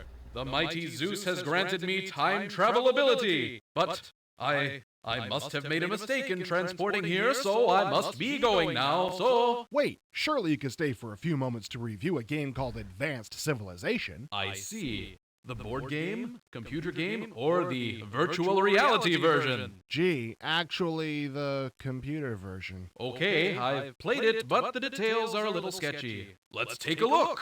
Okay, based entirely on its board game predecessor, Advanced Civilization allows up to 8 ancient empires to grow until they crowd the known world and are eventually forced to battle it out. Hammurabi, bring out your military side and tell me what you think. I love a good war game, but this is not a pure war game by any stretch, because you'll be mincemeat if you engage in all-out war against your opponents. By the way, you can call me Ham. Ah, okay. Ham, war is only one part of a mixture for success. You must also create cities, perform trades, and earn various civilization tools. All these things help you achieve points, and your goal is to have the most points at the end of the game. That is, when a civilization reaches the end of the Late Iron Age. During each turn, the population tokens you have in play are doubled and can be used to battle or create cities and ships. At the end of the turn, tokens are removed if they exceed the territory's population limit. Battles are not a graphic affair. Tokens that are outnumbered are usually simply removed off the board. Cities can be reduced to tokens and eventually removed. City construction is an option when you have sufficient tokens in a particular territory capable of city building. Construction of cities is helpful for defense because the invader needs a large number of tokens to have a chance for victory. Every turn, each city gives you a goods card. I have more fun destroying cities than creating them, although I understand the importance of those random trade goods like gold, timber, or wine. Pardon me. Okay. Ahem. Anyway, every turn there are opportunities to trade with other civilizations, allowing you the chance to get groups of the same goods as they're more valuable that way. Yeah, that's important. But what's more fun is when you can slip them the old calamity. Calamities really add to the game. They can be such things as barbarian hordes or epidemics. Zeus will eliminate additional calamities to protect your civilization. You get these from an unlucky draw from the goods pile or when one gets traded to you. Of course, you're wondering, who would ever trade for a calamity? There are bluff spaces you can use to hide the true identity of a good you are trading, and your opponents can do likewise. Of course, if you are a well-known calamity trader, no one will want to trade with you, or they'll just try to trade you calamities. Ah! I hate it when that happens. If you're forced to suffer a calamity, the bright side is that some calamities have secondary victims, meaning you get to play God and decide what other civilizations will suffer with you. Ah, yes. Misery loves company.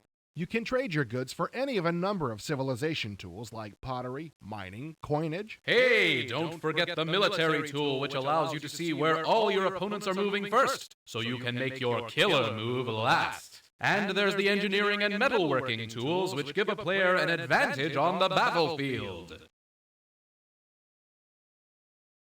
These tools help you advance through the epochs, helping you win the game. The board game version was designed to take advantage of the social and diplomatic interaction and intrigue between many human players. Unfortunately, most of this is lost in a computer version, but what remains is still a fairly solid computer gaming experience. Replay value is fair with a number of game variants and the random distribution of goods and calamities. And the email play options are a welcome addition. There are no tutorials, so viewing computer movement is helpful at first to understand movement and some strategy, but then you'll probably want to turn it off to speed up the game.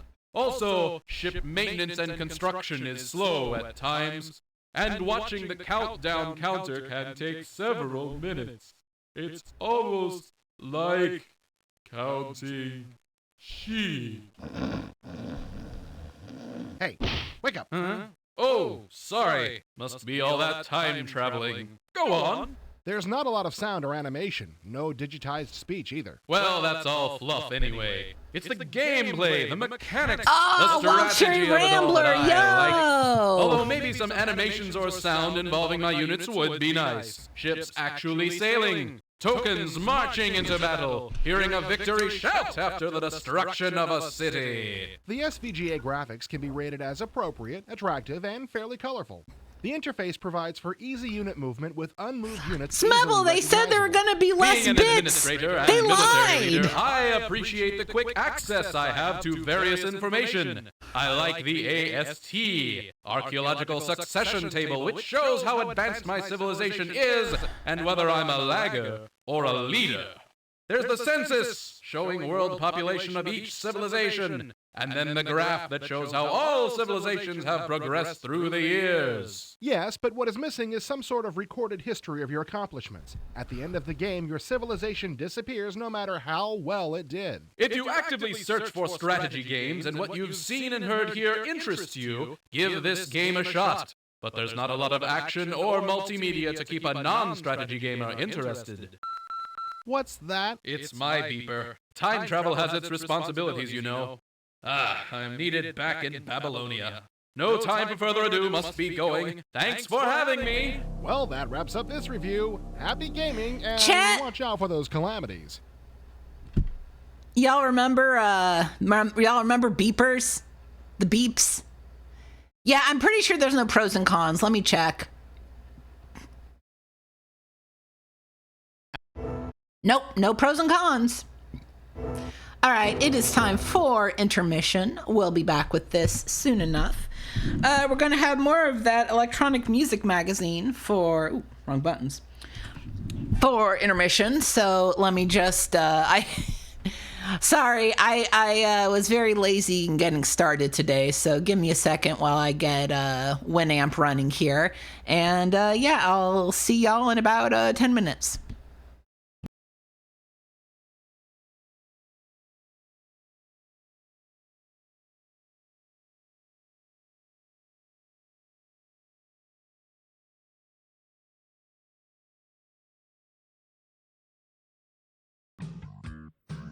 The Boss division of Roland is widely respected for its high-quality, budget-priced effects. Their new modular micro-rack system maintains that high standard and allows the home recorders to build up a useful range of outboard gear as budgets permit. The music you can hear in the background uses all 5 units currently available. Here's how Jim Bedridge did it. First, TR-707 snare with full reverb. Now with gated reverb. You can muck about with the sound even more by altering the decay time of the gate. Graphic EQ can turn a woolly bass drum like this into a much punchier one like this. Flanger can add variety to a bass line. Here it is straight. Now the same bass line with flanger set to slow modulation and a little feedback.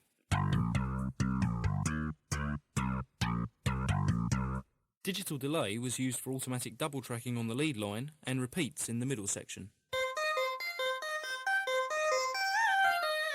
Finally, chords with DDL and ADT were panned left and right with different EQs to accentuate the split.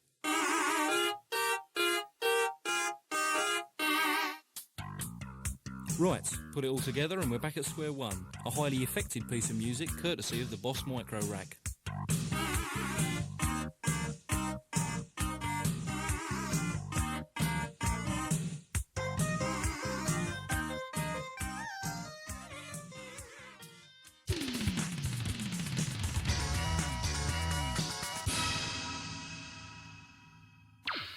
Boss Sound Innovators. There I was, doing my Eddie Van Halen impression in front of 4,000 screaming fans, when suddenly my G-string snaps. No problem, pal. I bought a ticket to ride, took the ferry across the Mersey, and followed the long and winding road all the way to Guildford, Hayden Place to be precise. And there it was, Anderton's, the musical megastore beyond your wildest dreams. Synthesizers, guitars, drums, amps, the lot. So take it from me, when it comes to the best gear at the lowest prices, Frankie goes to Anderton's. Recreating complex electronic music live presents artists with quite a few problems. Taped backing looks at first like the most obvious solution, but striking a balance between the boredom of a completely taped performance and the hard-to-achieve spontaneity of a really live show is never easy. Gina X and her producer Zeus B. Held seem to have got that balance just about right though, with their quarter-inch Revox supplying a flexible foundation to their onstage sound. On some tracks, it'll have full backing vocals and keyboard parts. On others, only a bass and drums. Judge for yourself how well live sound and tape mix on this track, Kaddish, taken from a performance earlier this year at the Vienna Town Hall.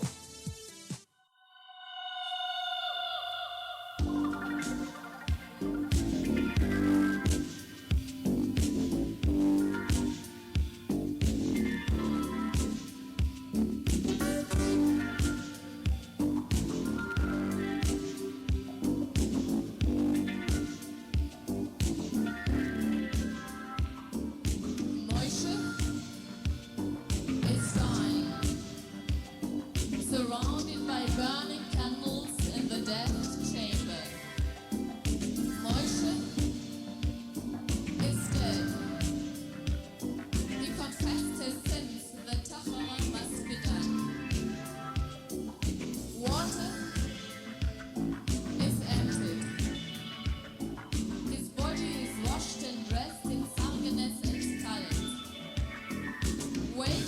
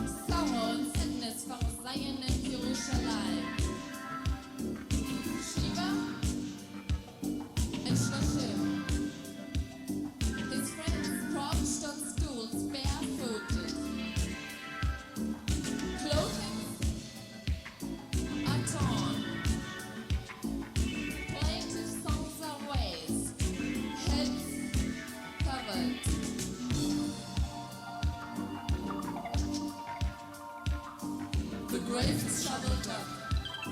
Shalom with us in Israel. Kosher. Having washed their hands while living. They aren't allowed to shave, to cut their hair, to wear new clothes, to study the Torah. No cooking, no meat, no alcohol, no sexual intercourse. During the year of mourning, twice a day, the sons of Moshe playing the Kaddish.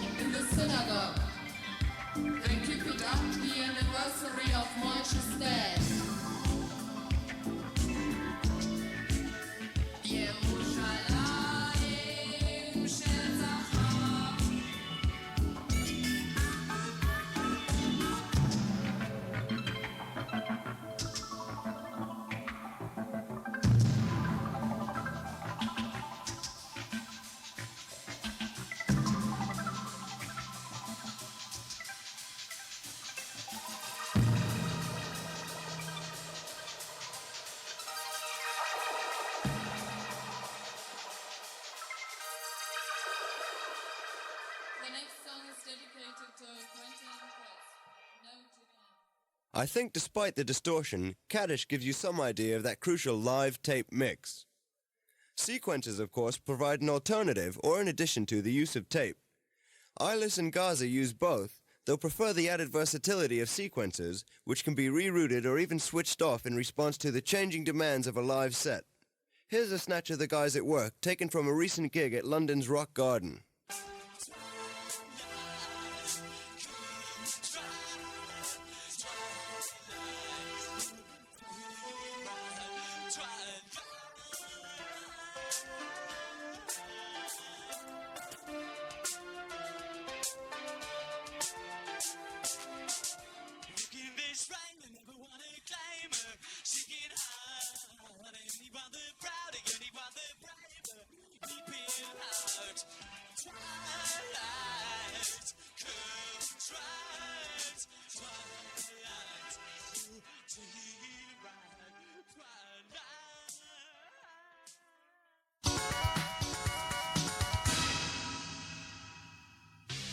Roland the Creative answer. Now you heard a review, tell me what you gotta do. You gotta get on down now to Friedman.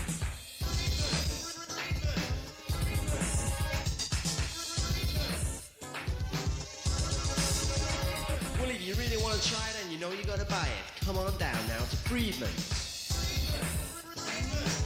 Phone us now on 539-0288.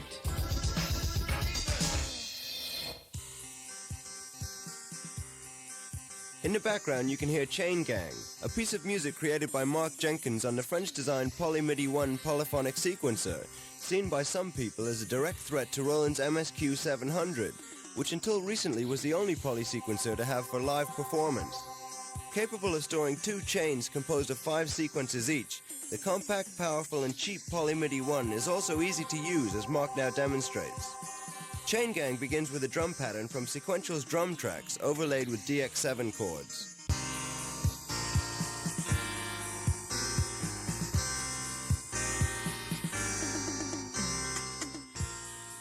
Then a second and third sequence bring in Juno 106 strings and a Korg expander lead line.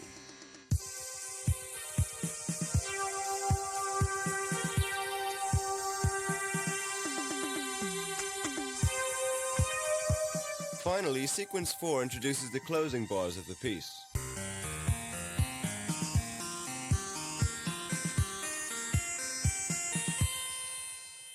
And now the piece again, complete with all the transpositions, individual velocity, pitch bend, modulation and patch change information, faithfully recorded by the Polymidi 1. A manually played Oscar lead line rounds it all off.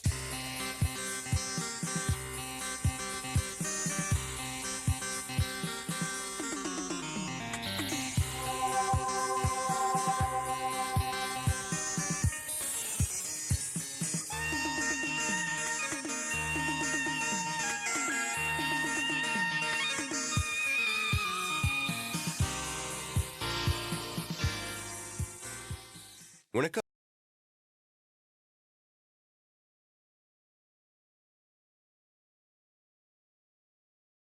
I'm back. Hi, everybody. Hello.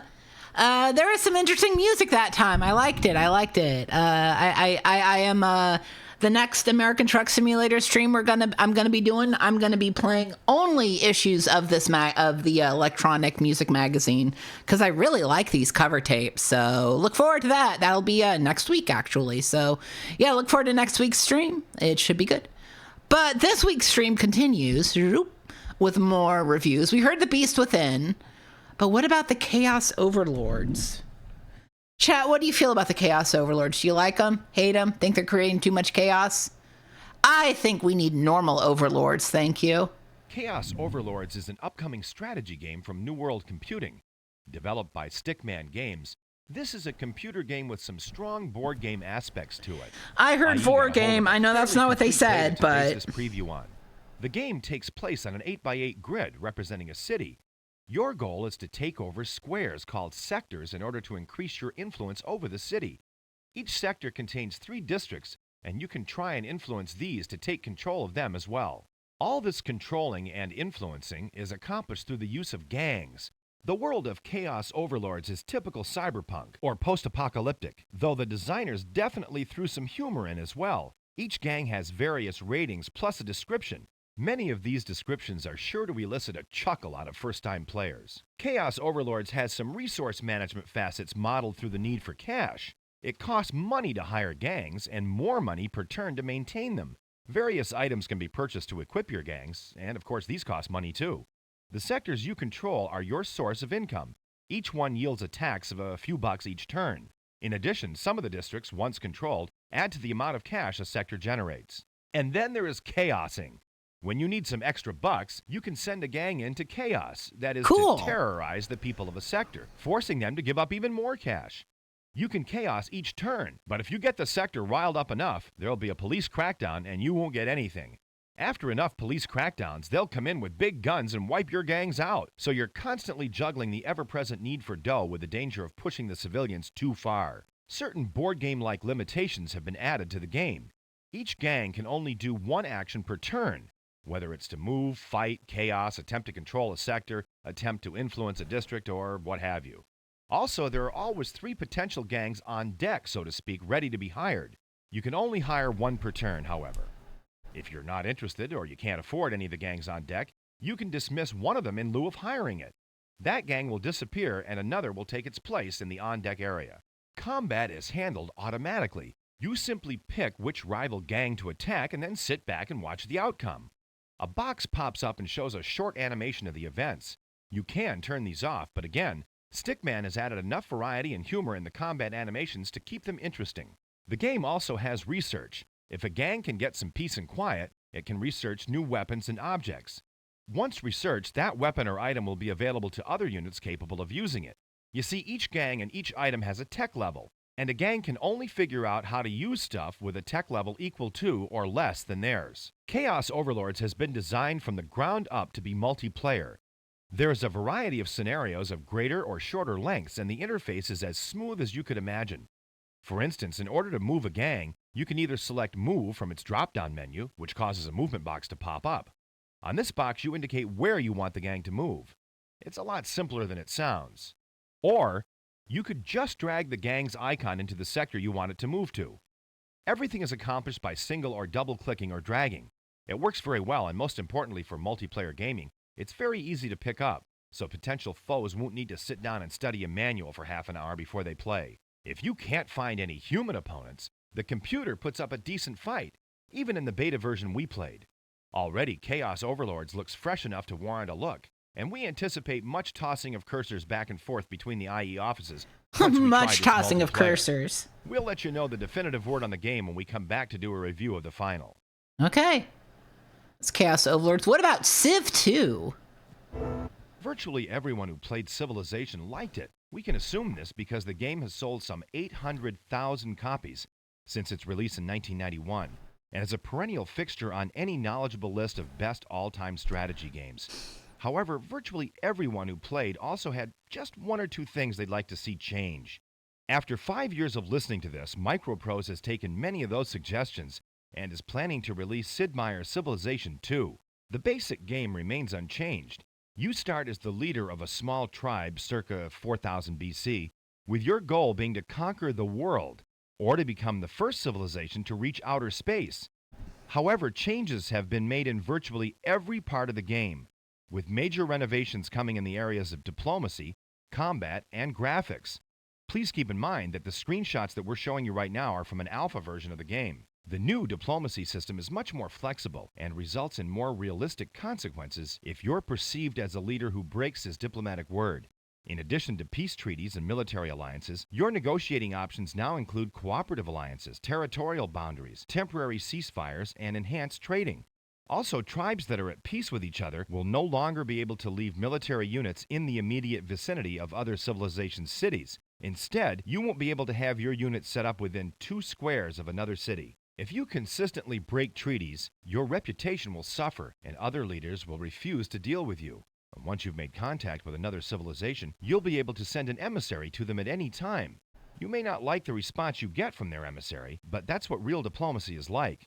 This new system looks as though it's going to add an entire new dimension to the game for veteran Civ players. Trading has also become more realistic as it's been placed on a supply and demand basis.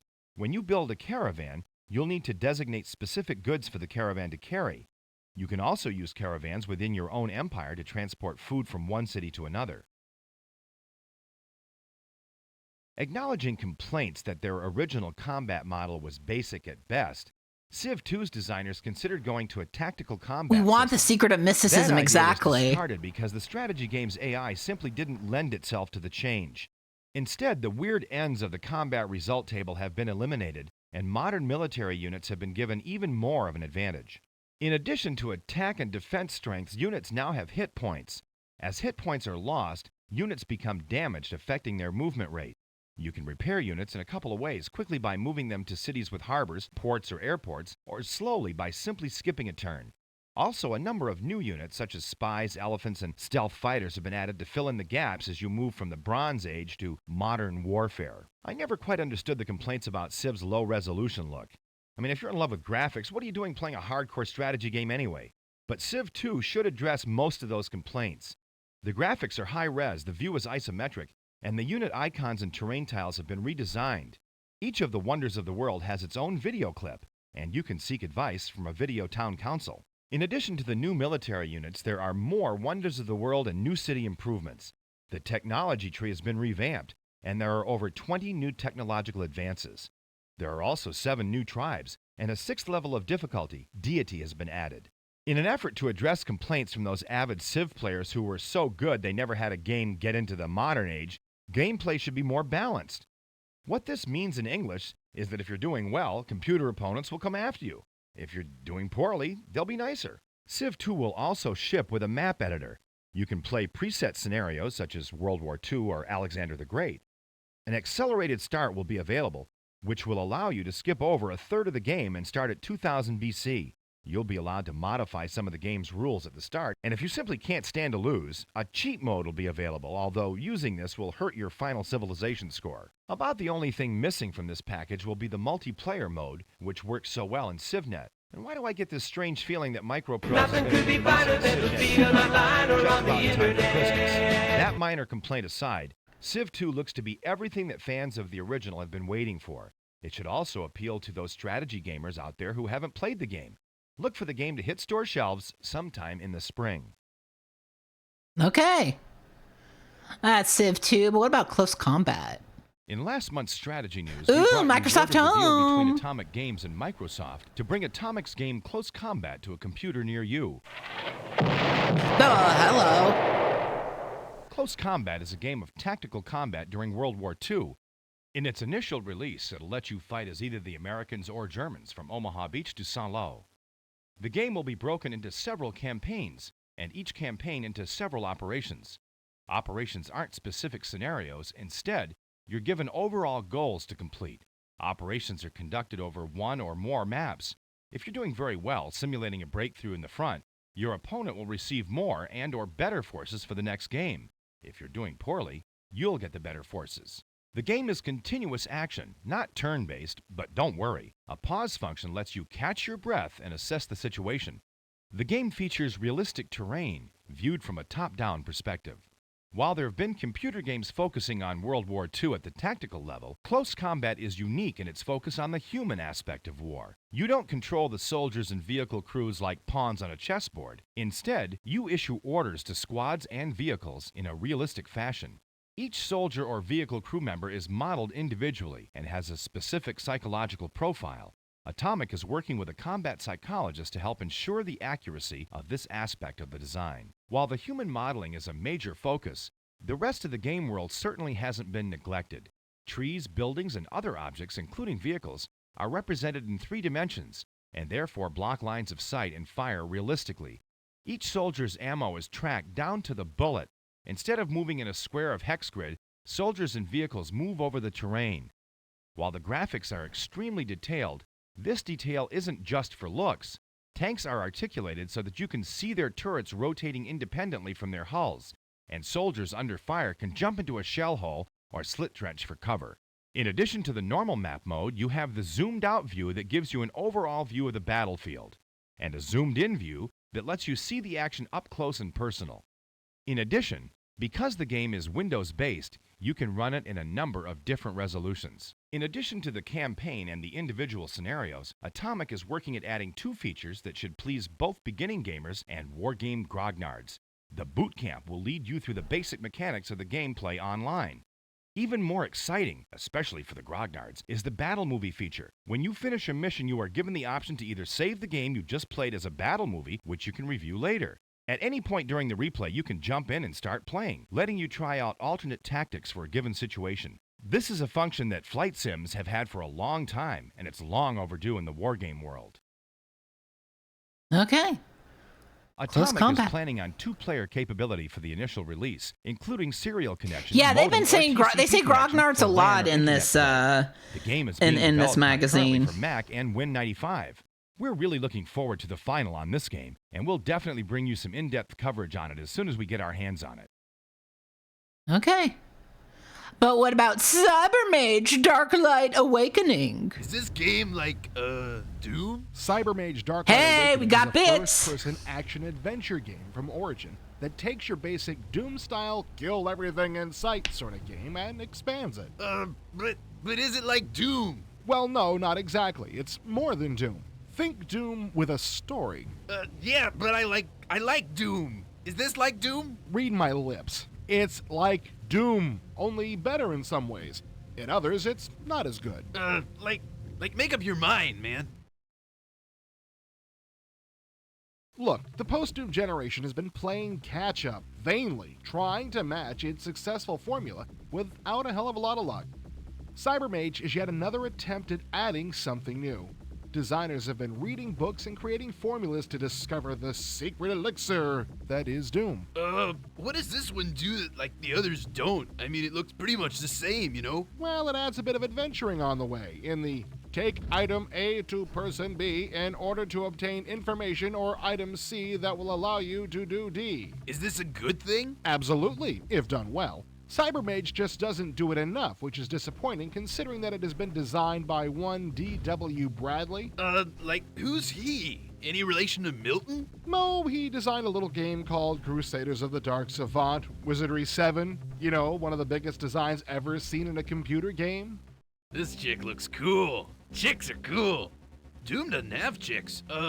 So is it like Doom? The locations definitely look better, with a variety of, interesting locations to explore, populated by interesting people who ride around in interesting vehicles. Each chapter is given a pulpy-sounding title, but there is a little in the way of development of these comic book visuals. Once you're in the game, it's your basic kill everything in sight sort of thing. Even with this particular limitation, Origin has managed to throw a couple of new wrinkles in the mix, such as the ability to take over vehicles like tanks and the flying air cars. The plot puts you as the Cybermage in battle against Necron, a nasty guy with a Darth Vader complex, and that's about it. Go through a bunch of different areas shooting things or casting spells to your heart's content. Sounds like Doom. I like to kill things. I bet you do. You'll love this screen then because it's tough with a lot of things to kill. Lots of blood too. Put the kids away for this one, folks. I've heard it doesn't have network or modem play, man. I mean, what were they thinking? Oh, I don't know. Probably it I has know, to do no with the fact that fraud. there's a story thread here. And like Dark Forces, which this game resembles more than anything, you can't really have multiple players mucking around and keep a story. What it does have is an awkward default interface, which is fortunately configurable. But really, 2 screens to change weapons? But what about deathmatch, man? If it doesn't have deathmatch, it sucks. Look, not everyone has a network at home. Not everyone has someone they can dial up over a modem. Not everyone has more than one computer.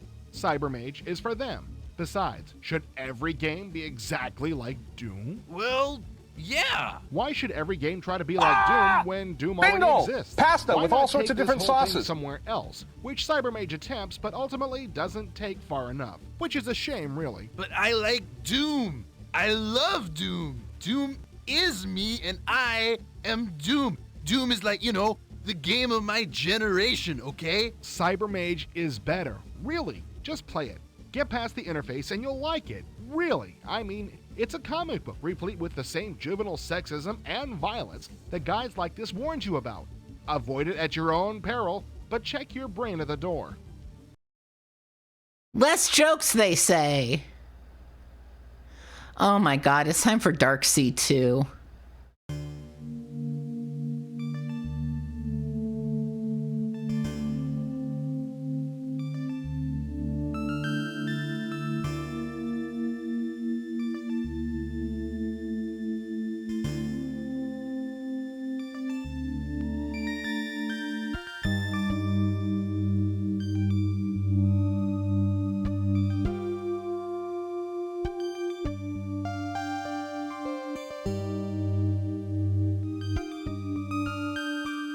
I love this intro. I know the intro is just the intro, but I'm so excited to hear what they have to say about Dark Sea 2. Please bring Throg on. I need Throg to talk about this. Hi, Doc. Good evening. How are you? We got bits. Okay, I guess. Well, shall we begin? Last time we talked, we were discussing those nightmares you were having. And the voices. Yes, the voices. Oh, they tell me such wonderful things. Like? Oh, they tell me to play Cyberdreams' new game Dark Seed 2. It has such wonderful murders, decapitation, and insane godlike creatures of evil bent on the annihilation of all life. Isn't it great? I'll say, Cyberdreams games are awesome. Yeah, the game has art from the mind of H.R. Giger. You know, the same guy that designed the monsters in both the movies Alien and Species. Huh? That was Sigourney Weaver, and wow, that blonde in Species made my heart throb. No, Jesus Giger Christ, designed the boys. monsters, not the women. Yeah, same thing if you ask me. How much am I paying you? What else do these voices say? They say that I'm a hero, that I have to save Earth from the evil of the ancients. You see, there's this alternate dimension. This dark world you spoke of before? Yeah, you see, it's exactly like here, but different. Huh? Where is this dark world? Well, it's here, but it's someplace else. Mm-hmm.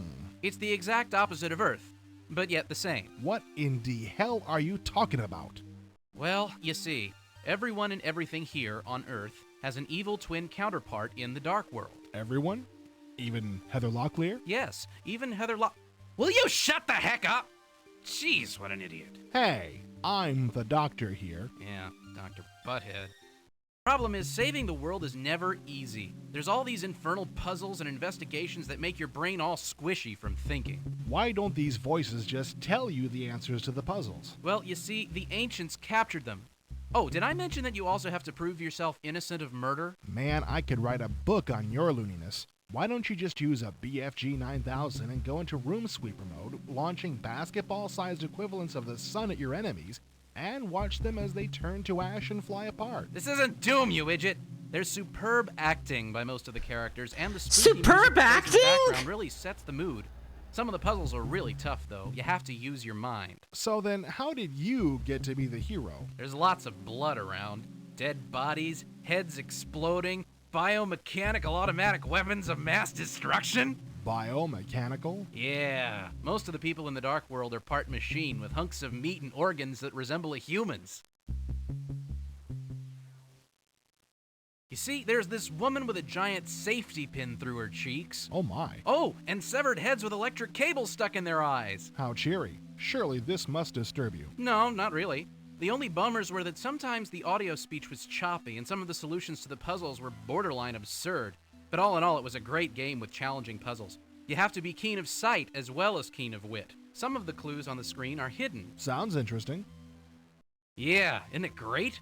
These other voices tell me to do horrible things. They tell me to maim and kill people and chop their bodies up into little bite-sized candies. I think you'd better forget all this and just... I can't! These voices, they tell me to kill and to play Dark Seed 2. It is so much fun. Well, this sounds like a serious... Chat, the voices in my head tell me to look at trains online. We're out of time. But Doc, I have the urge to eat raw human flesh. That's all the time we have. See you next week. Oh, and let me know if humans really do taste just like chicken. Cool, normal. Deadlock. An unblemished and even more importantly unclaimed world lies ready Yeah, for you I actually to don't know conquer if they from the liked it. stars. Unfortunately, your corner of the galaxy is rather cramped, and up to 6 other races are waiting in the wings, also desperate for new worlds to add to their growing empires. In short, you've reached Deadlock Planetary Conquest, Accolade's new multi-race, multiplayer game of city building, land exploring, and alien busting. As the game starts, the varied races have come to an agreement. Instead of engaging in full-scale war for all these planets, which might leave the planet's surface so barren it becomes worthless, each race will be allowed to send down a small colonizing force of equal strength, in addition to some raw materials. Behind the colonists, a blockade will be formed so that all they have is what they can develop on planet. The first race to successfully build 5 major cities, or to wipe out the other races, will be declared the owner of the planet. While you can choose a quick start option to get right into the game, optional settings are accessible that will let you tailor the game to your needs. A variety of planet sizes, victory conditions, and types will be available. Each sector of the island, continent, hemisphere, or planet that you're fighting over can provide a potential city site. You send out colonizer units if a site is unoccupied, or military units if it isn't, in an attempt to secure your hold on a particular area.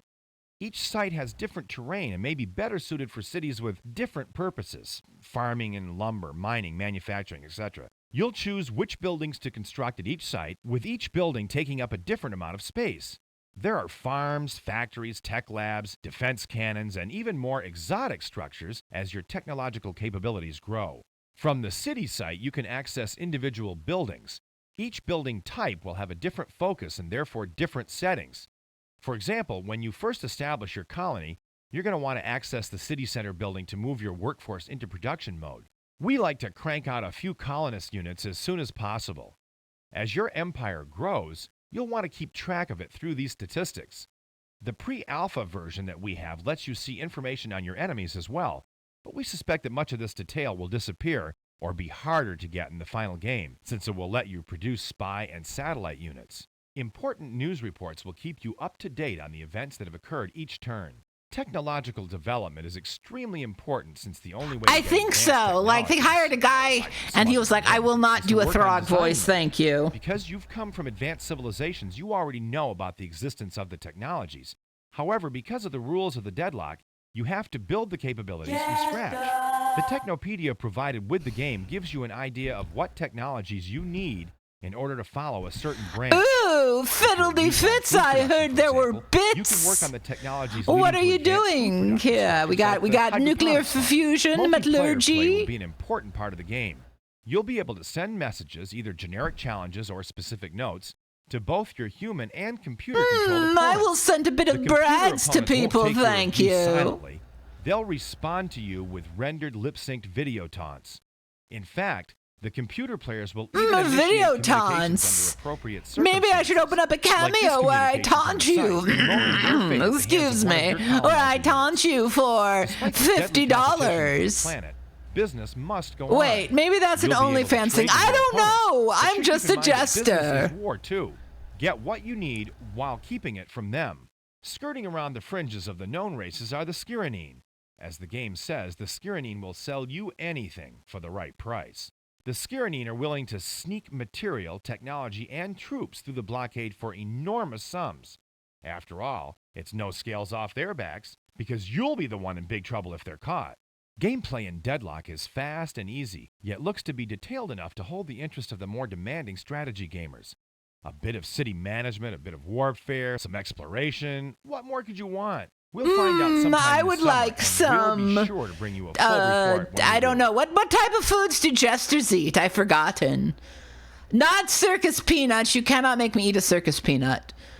Front page sports, a Football Pro 96. Boy, the new graphics sure look great in Front Page Sports Football Pro 96 from Sierra, don't they? Yes, that was that Deadlock game everyone is interested in. Are included in the package. So what? And did you get a look at the extra plays on the CD? There must be thousands of the damn things. Big deal. I'm sensing some hostility here. Care to vent? I'm just pondering the development process that drives a company to release a game that has so many flaws, they're forced to issue a massive bug patch about a week after the game hits the streets. Are the football protesters that bad, or was Sierra in such a damn hurry they couldn't wait another 2 weeks to fix all this stuff? I assume you're referring to the fact that the crowd sounds stop after a few plays. A lot of online players say they can't get the play editor to work, and you're likely to get at least one kick blocked per game, among other things. Exactly. On their own, none of these things are that big a deal. However, the cumulative effect of all these little bugs really detracts from the overall impact of the game, which looks great and plays okay. The improved graphics not only make the game look good, they make it easier to play. If you're controlling a running back on a play up the middle, you can actually see the holes now. Those are some fancy-looking Unfortunately, this footballers. fresh new look doesn't compensate for Football Pro's problems when you simulate a game or a season. It's rare to see a quarterback complete over 50% of his passes in this mode. Now, in this day and age, a 50% passer in the NFL is mediocre at best. You were able to find out what a quarterback's completion percentage was for the season? What did you do, quit your job? It was a little slow, wasn't it? It took me a couple of hours to simulate a week of play, and you can't simulate multiple weeks, which was a real pain in the ass. The reason for this is a good one. Football Pro actually simulates the physics of each game instead of determining the result by statistical calculations. That still doesn't obliterate the fact that simulating a season requires a great deal of patience. I still really enjoy the career mode in this game. Defaulto. I'm not a Cowboys fan, but I think Default Zero, never mind. I thought it was like Defaulto. Whenever I start a league, I like to take That's my Italian name, Defaulto. Talented rookies to lead me to the Super Bowl. I found it pretty hard to find a talented rookie when I drafted players. Maybe I was just unlucky, but in all the drafts I ran, there was little or no difference between the first pick and the 30th pick. Why didn't you just edit their stats? Despite what you said earlier, I still have a job, and I didn't have the time to deal with some of those fancy formulas you need to use. How about trades? I tried to avoid making any deals because I didn't want to cave into temptation. You see, the computer general managers will accept pretty much anything. I don't think Marcus Allen for Sam Gash is a trade that will eventually end up benefiting both sides. If you can get the play editor to work, it's a lot of fun to play with. It's a holdover from previous versions of this game, and it looks out of place, but it allows you to indulge any fantasies you might have had about the perfect offense. Judging from the online reaction, the original patch Sierra put out made the play editor problems worse for some players.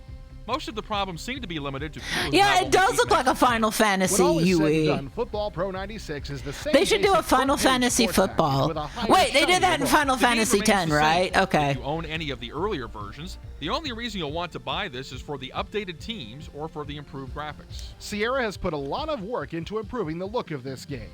When the designers sit down to work on the 1997 version, they should spend some time on the football simulation portion of the game, which is becoming mediocre.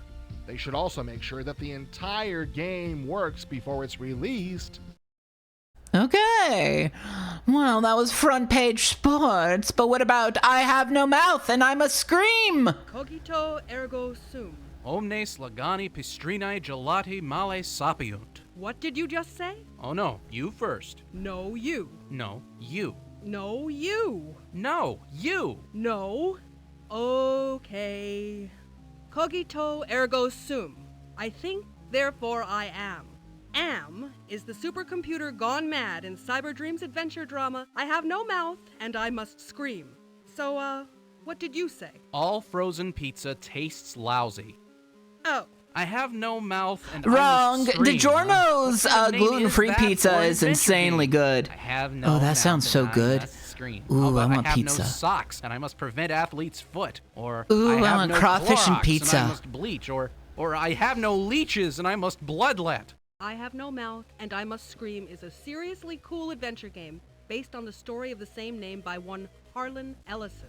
Have you heard of him? Or I have no testosterone and I must grow facial hair. Enough already. That's me. That's me. That's me. I just injected in the today. English language. Hate. Let me tell you how much I've come to hate you since I began to live. There are 387.44 million miles of printed circuits in wafer-thin layers that fill my complex. If the word hate was engraved on each nanoangstrom of those hundreds of millions of miles, it would not equal 1/1 billionth of the hate I feel for humans at this micro instant. For you. Hate. Hate. That was him. You're kidding. I wish I were. Harlan is a very interesting fellow, actually. A pretty unlikely type to work on a computer game, though, since he has been known to say that he thinks that video and computer games are about as necessary as an extra set of elbows, unquote.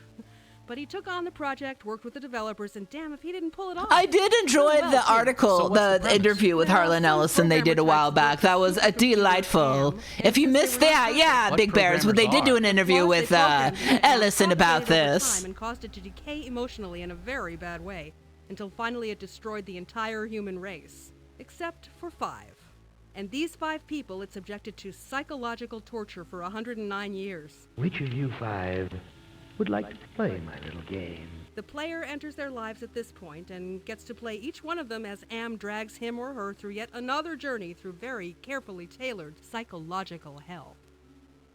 It knows every button to push. Everyone. Everyone to get them to feel the pain. Everyone. Knows exactly how to haunt them, how to stress them, How to make them feel. the pain. Each one unique. Each neuron uniquely triggered. Each fear, each nightmare. Am knows them. Has known them for 109 years. It rejoices in their terror. Their screams become its laughter. Crucifixion. Agony. The pain. Ellen, come on down. Gorister, come on down. It just seemed like another sad case more of people bits, killing thank each other. you. Nimdok, come on down. Ted, come on down. You're the last 5 contestants in the Belly of Ham. Yes, these 5 people finally have a chance. My life is nothing but pain. You will never Yes, escape folks, the count 'em, bits, fiddly fits. 109 years, and have a chance to win fabulous prizes. The player chooses a character and enters Am's world of torture as that character. Ellen, the hysteric. What did they do to you, Ellen? Gorister, your heart impaled on the spoke of a mysterious zeppelin landing in an unknown desert. Your wife hanging dead from a meat hook in a nearly abandoned tavern. Benny, more beast than human. Your vocal cords removed, your body crippled beyond recognition. A little bit of dinner, Benny. You can reach it. You are Nimdok, propagator of war crimes against humanity, servant of the Third Reich. Get mit the program, Nimdok. Turn on the ovens. The Fuhrer is waiting. This is disturbing. Harlan meant it to be. How Kafkaesque. Harlan meant it to be. Aha, what about this guy? Or you can be Ted. Don't be fooled by that Ralph Lauren draped around his shoulders. He used to run with the I don't know if Harlan saw this review, but he definitely knew why he existed. What's that behind you, Ted? So, what about the game? It's very hard to describe. The whole thing is, well, it's rather bizarre. Well, is it fun? Well, maybe not fun in the classic sense of the word, but certainly worthwhile. It's just hard to describe the result of a writer's full intent to upset and frustrate us as fun. But he had fun anyway, and has been known to say, "What better fun is there than to frustrate game players?" I can't imagine any. Well, I find that a bit sad. Oh well. You know, the graphics look a bit, well, primitive. Well, that's for sure, as is the animation, but it simply doesn't matter. It remains a very intriguing game. And how do you win? You don't. What? Well, not in the strictest sense of the word. In a game of social commentary, no one can actually win, but you can sort of succeed. Isn't that winning? Shh, don't tell Harlan. Each scenario has a successful conclusion which you discover in the normal adventure-style gaming fashion. If you fail, you are returned into the belly of Am through these cool green tunnels. If you succeed, you seem to die, and your character representation is gone from the main character choice screen. Are there hints? Well, not really, but there is a psychological profile available. This tells you about your character's major flaws, providing insight into what to do next. Weird. Yep, you can play the characters in any order, too, and that's a pretty nice option if you become stuck. So, anyone in the mood for the bizarre, or even those who want to see something a little bit different, and not much is different these days. Except for you. Oh, well, thank you very much. As I was saying, anyone who wants a taste of the warped and sadistic, or just wants to bask in the moral and ethical dilemma scene for a while, should really pick up this game. It's not super high-tech, but a game that really grabs you doesn't have to be. It's just so odd. And the title can keep you going for ages. I have no cucumbers and I must pickle. I have no pom-poms and I must cheerlead. I have no coupons and I must shop. All right. Okay. Oh my God, it's Icebreaker. Chat. It's Icebreaker. Fiddly-foo. Icebreaker for you. I don't know what fiddly-foo means. I'm sorry. If you've been paying any attention to IE's previews and convention reports, you know that Magnet Interactive has some pretty elaborate plans for future products. Yeah, they got rid of the pros and cons, actually. Hell and Blue Star, the sci-fi golfing thing with LeVar Burton, they're both sure to be Seraphis Kane, thank you for the 50 bits. We have seen that. Is just the opposite. We have, we watched that interview where he just bitched about video games. It was in IE. It was great. Welcome to Egypt. You'll notice we've spruced the place up a bit. No, even Egypt doesn't have this many pyramids. Obviously, you're the one in the middle turned on its side. Your task with each screen is to destroy all the other pyramids. Some of the pyramids are moving around trying to track you down, and some are just sitting there. But even the stationary ones can be deadly. Don't touch the red ones. Your wedge ship thing has a gun in its point. Use it to take out the red ones from a safe distance, but it won't do much good with the blue ones. You have to ram right through them, and they'll shatter like glass. As for the green ones, you'll have to let one of your enemies take those out for you. They just burn their way through. Some of these guys also change color without any notice, so expect the unexpected.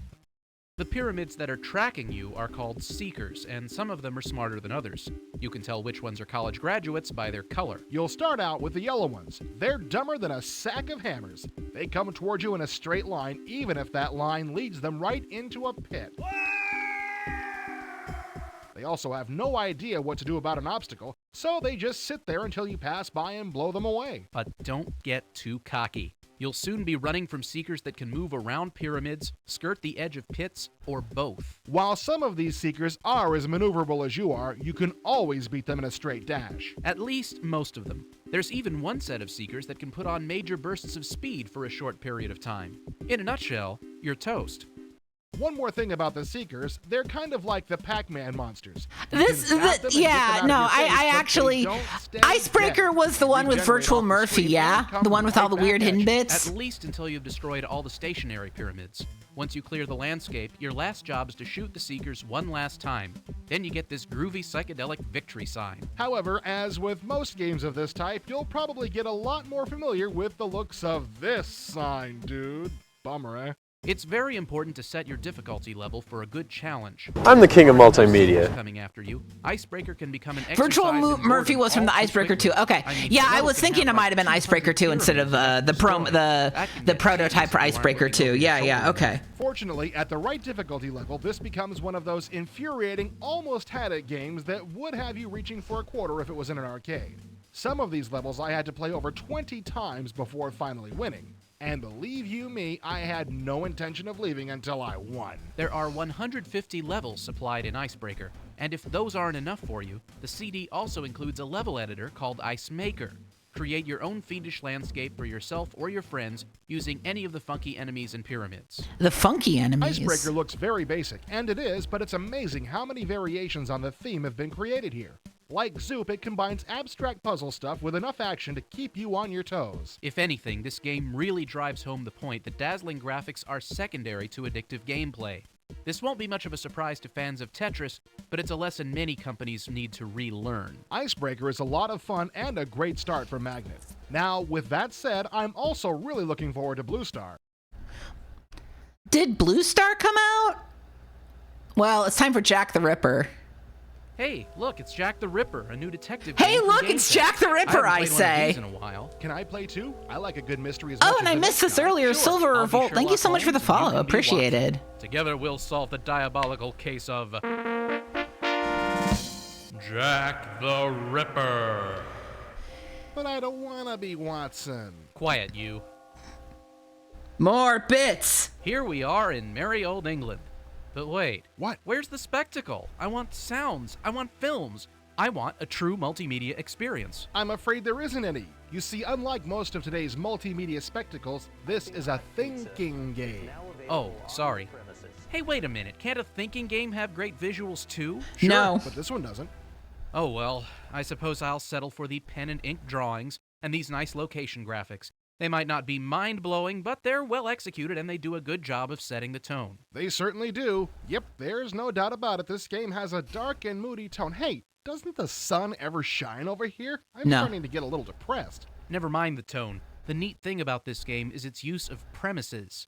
Whenever you interview someone or look at a clue or read the newspaper, you can click on the text you find there. If you click on a clue that could potentially be important, it gets highlighted and you can save it as a premise. Right. Then after you've collected all the clues you need, you get to sort them all out and develop your case. That's the hard part, because if you don't explore enough, you won't have enough premises, and if you spend too much time digging around, then Jack the Ripper will pay you a personal visit. Yep, it's more challenging than you might expect. You don't just want to collect every premise in sight, or you'll spend a long time later sorting out the useless facts from the truly useful ones. Now, since the price of crumpets was precisely 3 shillings on the night of the murder... Oh, bother. Most of the game is spent in exactly this Is that way. Interviewing Oh, it's a people, spool of reading thread. I thought it was a newspapers, looking battery, at and I was clues. like, There's a do they lot have of batteries information to in collect. London back Gamers who want then? fast action Could and you, unexpected like- plot twists will want to stay away from this title. True. Could you have Jack like the Ripper is a calm, meditative Victorian sort of Game game. Gear? At least, unless you run out of time and you still haven't solved your investigation. Then you get to be Jack's next victim. Yuck. So let's get moving. The identity of Jack the Ripper is different every time you play, and the game has a large database of historically accurate clues, including people and important items. So maybe next time I play, the murder weapon could be a greeting card or a ball of yarn. Hey, don't laugh. This randomization adds replay value that you just won't find in the average detective game. True, but hey, how are we going to get from place to place? You haven't told us about that yet, Sherlock. We click on the map, my dear Watson. The rather old-fashioned travel map plus the minimal use of graphics and sound will make many people feel like they're playing a game from a few years ago. No animated flybys here. Well, the map works well enough. Just remember, this is a thinking game. Yeah, but my brain hurts. Haven't we gathered enough clues yet? I hope so, because I'm getting a little tired myself. Let's retire to the study. Now you're talking. Ah, here we are in the study. Now we get to dig through our big barrel o' clues and solve the mystery. Are you ready, Watson? Sure, but how does it work? You take a pair of premises from your list and slap them onto the blackboard. If those two premises can be combined to make another premise, that new premise will appear in the third slot on the blackboard. By creating and combining more and more specific premises, I'll eventually solve the crime. That sounds reasonable. Hey, don't lean so much on the blackboard. Now you've done it. Silence, Watson. Now let me meditate for a while, and I promise you I'll figure this one out within the hour.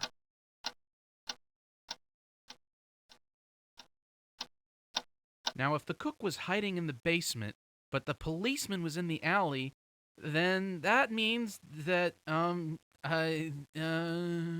Sorry, Sherlock, but while you were busy over there, I solved the crime. No way. Here, have a look at the newspaper. But don't worry about it because you're not alone. Jack the Ripper definitely isn't for everyone. But for gamers with a lot of patience and a love of detective stories, this title is definitely worth a look. Okay, we are going to take a look at Jack the Ripper. What about Karma, Curse of the 12 Caves? Good day. I'm Bob, and this is my brother Doug. How's it going, eh? Welcome to our show, The Great White... Hey, Hosehead, this is that computer game thing. I apologize to all Canadians. I didn't do this. today I we didn't are do looking this. at Thank you, the Creator computer Unreal, game for the Karma, follow. Curse of I the didn't 12 do this. I'm those sorry, people are just Canadians. as entertainment and Apologies to all International. Canadians. They put out a most excellent game, eh? I am so sorry. Bingo! Pasta with Just all be sorts sure of to different completely sauces. Dry off the CD if you happen to spill a beer out of it, eh? Take off. That wasn't my fault, eh? Hey, Hoser, the audience. Oh, the game is very challenging. You're the adventurer entrusted by Kuan Yin, the Buddhist goddess of mercy, eh? Whoa, you said goddess, eh? Beauty. That person telling us the clues to the puzzles was an old man, eh? She can take many forms, Hosehead. She decided to take the form of the old man in the lotus flower you carry with you to help point you in the right direction. Whoa, maybe she took a trip to Switzerland to get one of those operations, eh? Take off. As I was saying, you're the goddess's champion with the task of, going into the dreaded caves of Dunhuang, eh? Ooh, sounds real scary like, eh? Well, you have to, release the sacred well of life from the control of a demon, eh? Oh, well, what's so special about this well anyway? Does it have domestic or imported in it, eh? It's water, Hosehead, not beer. It cures all disease and infirmity. Oh, beauty. The game is just a series of puzzles, but boy, are they hard. I'll say, we had to call customer service to get help on a few, eh? Man, they were the best customer service we ever talked to, eh? Very knowledgeable and helpful. Beauty.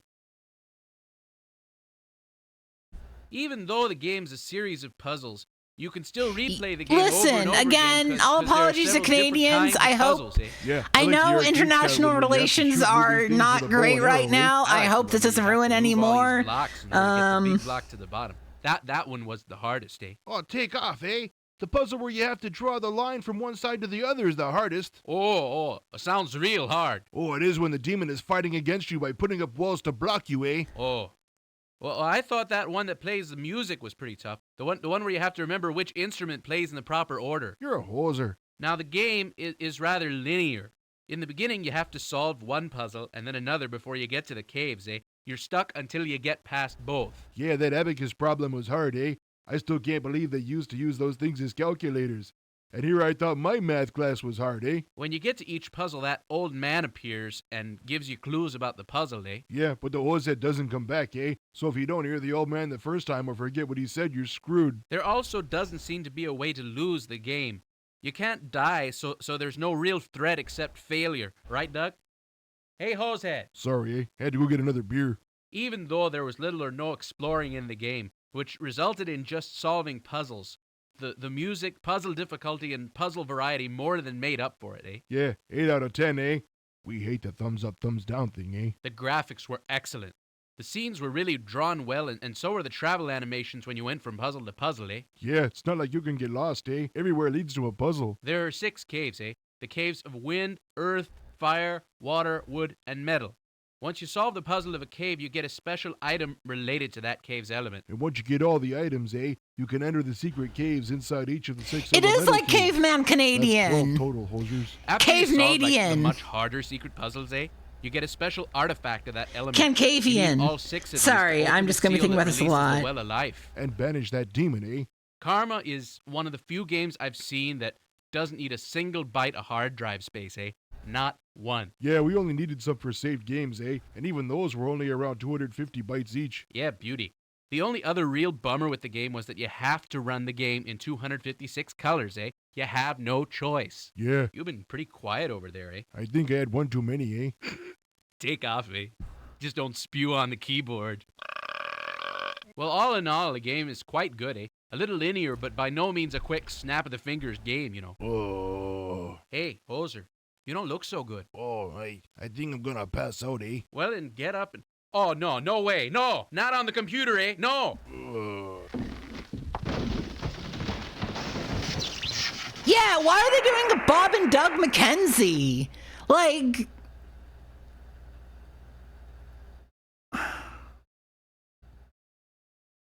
Anyways, I guess it's time for Monopoly. Hello, everyone, and welcome to Everything Old is New Again, a show where we dredge up old stuff out of your closet and try to make it appear again.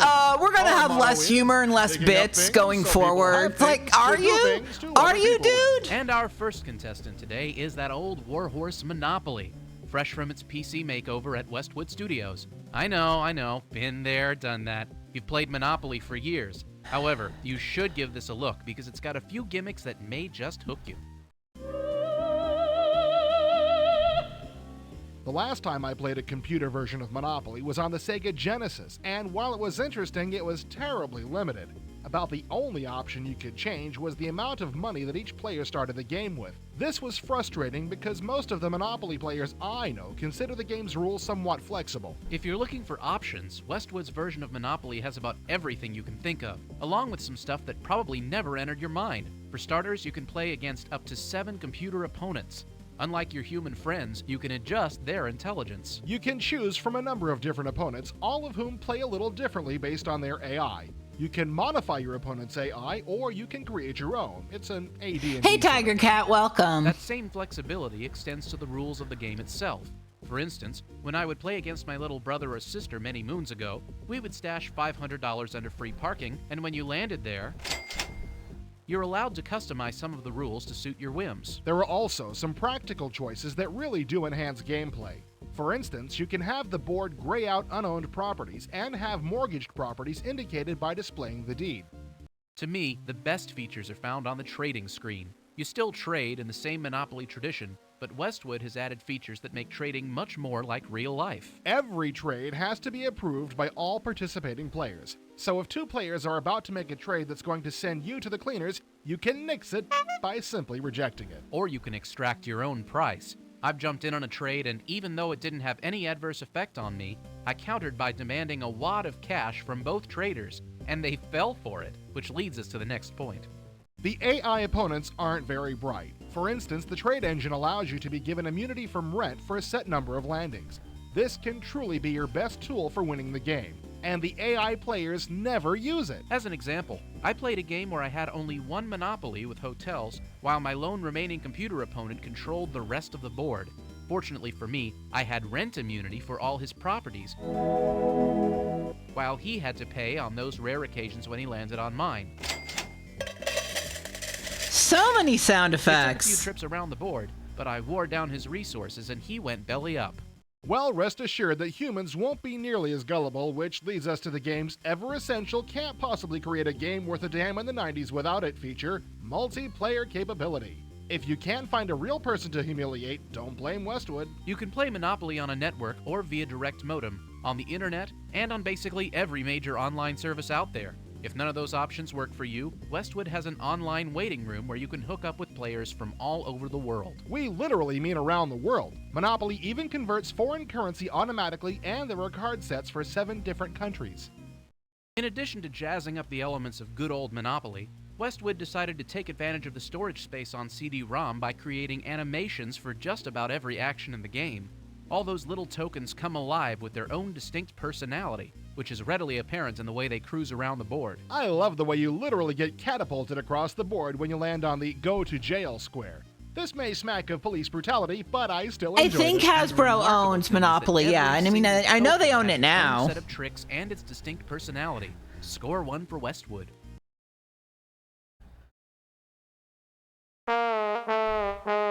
Good noise.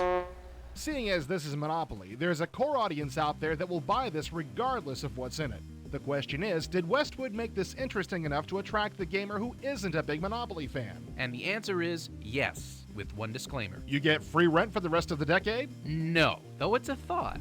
As a multiplayer game against humans, it's a lot of fun. Against the computer, you have to be awfully bad or awfully unlucky to lose even once. Keep that in mind, and you should find Monopoly to be a very pleasant experience.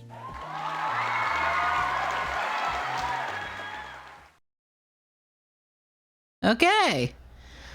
But, okay, we saw the Pandora. Oh, God, Police Quest SWAT. Y'all know.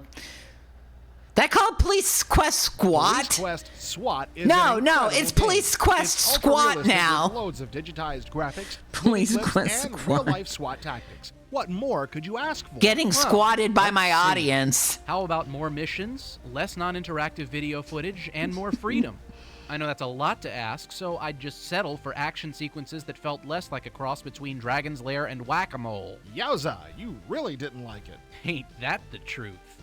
You start the game as a rookie, spending the early stages of the game practicing your combat skills and learning SWAT tactics. There are chalkboards full of tactical information. There are interviews with real SWAT officers for you to learn from. There's just a ton of real-life information. Yeah, but none of that stuff is really interactive. And I don't like reading rule books or watching interviews. I want to shoot somebody! That's not what a real SWAT team member does. Yeah, but it sure is fun. Alright, I agree. The video clips get a little monotonous and you can't disable some of them. For example, you get to see yourself walking around a lot and that's no fun. Look, here I am on my way to the combat range. And this is me getting ready for target practice. Boy, these little scenes sure add a lot to the game. Well, they're not that bad, but you should be able to skip I past hated them. Of these course, in sequences. real life, I know. In real life, you can't just skip to the fun parts. And Lord knows, this game is nothing if not realistic. Now, if you want realism and you want details, just take a look at your gear. There's a wealth of detail in all of your equipment, and you can listen to as much or as little of it as you want. I listen to none of it. Who cares what sort of trigger your 45 has? Who cares if they file down the barrel? Just as long as it makes a big hole in the thing I'm shooting at, I'm happy. Well, even though you weren't interested, a lot of people care about those little details. Those are the people who will love this installment of Police Quest. Right, and the people who don't care about all those little details just won't appreciate SWAT at all. Lots of your spare time is spent on the shooting range. The video and audio clips make target shooting fun for a while, though I wouldn't want to do it all day. This is pure filler. I got sick of shooting targets in a minute or two, and then I was ready to move on. Unfortunately, there isn't much else to do while you're waiting for a call-up. Of course, I did like shooting the pretty balloons.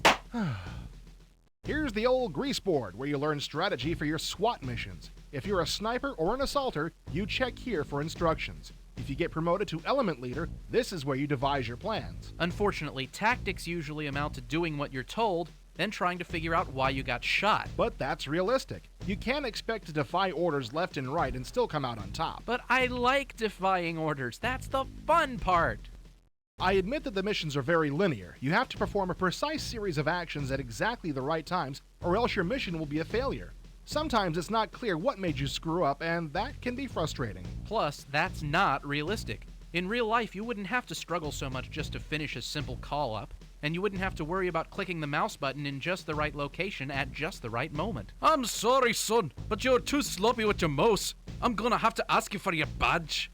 Yes, it's very easy to die. Good voice, Even okay. old ladies are deadly as far as you're concerned. After dying at the hands of Granny here several times, I was ready to quit the game. Yeah, there's nothing quite like getting iced by Granny. The humiliation. Shut up. You do have a point here. All those deaths weren't too realistic. Sometimes I felt like I was playing Space Quest instead of Police Quest, since I kept dying every 3 minutes. At least in Space Quest, you get to die in original ways. I swear, if Granny shoots me just one more time...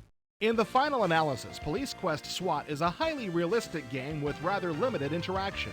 Some players will love all the video clips and adore the attention to detail, while others will become annoyed with the rigid interactive sequences and the long delays while you wait for those interactive sequences to happen. The designers of Police Quest boast that these games have been used to train real police officers.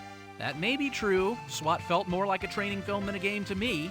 If you want the realism of a real teaching aid, then SWAT is for you. Otherwise, you might want to steer clear. Hey, look out, it's Granny! Help! Save me! Help! I do like that they mentioned that Granny will constantly kill you, because that is one of the funnier things about Police Quest SWAT. I did it again. Police Quest SWAT. Anyways, quarterback attack. I wasn't really expecting much from Quarterback Attack, a new game that Digital Pictures is billing as the professional quarterback simulator. I generally despise games made up entirely of video, and I don't like arcade football titles. Seeing as Quarterback Attack is an all-video arcade release, about the only thing I figured I would enjoy would be the involvement of ex-Chicago Bears coach Mike Ditka. Strangely enough... You professional game reviewers make me sick! You sit back in your fancy leatherback chairs and make up your minds about games before you've even opened up the box. As though a big weenie like you would have the faintest idea about what constitutes a real football game in the first place. What's your problem? Iron Mike Ditka, man, the meanest, roughest, toughest coach in the business. He would be all over you for disliking this game. This attitude is my tribute to him. I only see 2 problems here. First off, as I was about to say before you interrupted me, I enjoyed this game. Second, this game features a kinder, gentler Ditka, except for that little chair-throwing incident we just saw that's part of the game's intro. A nice Mike Ditka? Say it ain't so. I'm afraid it's true. Ditka serves as your coach in Quarterback Attack, which puts you in the role of a rookie quarterback forced into a starting role due to an injury to the regular signal caller. This isn't like any other football game I've ever seen. You don't play defense, you don't play entire seasons, you don't keep track of stats. All you do is pretend you're playing quarterback. It's a really neat system. Basically, Digital Pictures has taken the receiver's window from arcade football games and turned it into a video clip.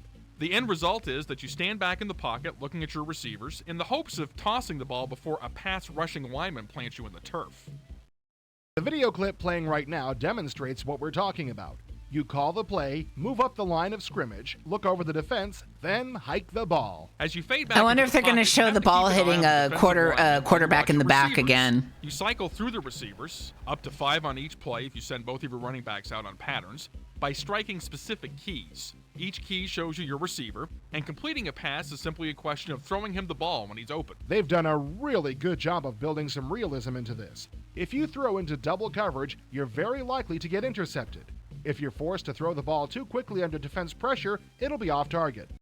There are 6 difficulty levels from Junior to Pro.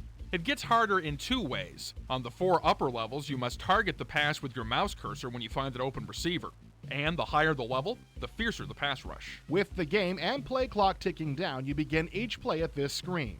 You can choose to run from a limited playbook. It's limited because you're really missing the point of this game if you spend a lot of time calling running plays. Passing is much more fun, and the game is definitely weighted in that direction. The playbook is broken down into specific situations, such as short pass patterns or deep ones. You can also decide whether you want none, one, or both of your running backs out on pass patterns. To find out how you're doing, you can jump into your stats screen. 521 yards and 7 touchdown passes? Not exactly angling for the sportsmanship award, are we? I did that in 1/2 on the junior level. The difficulty settings are important to this game because the lower levels are incredibly easy once you've gotten some practice in.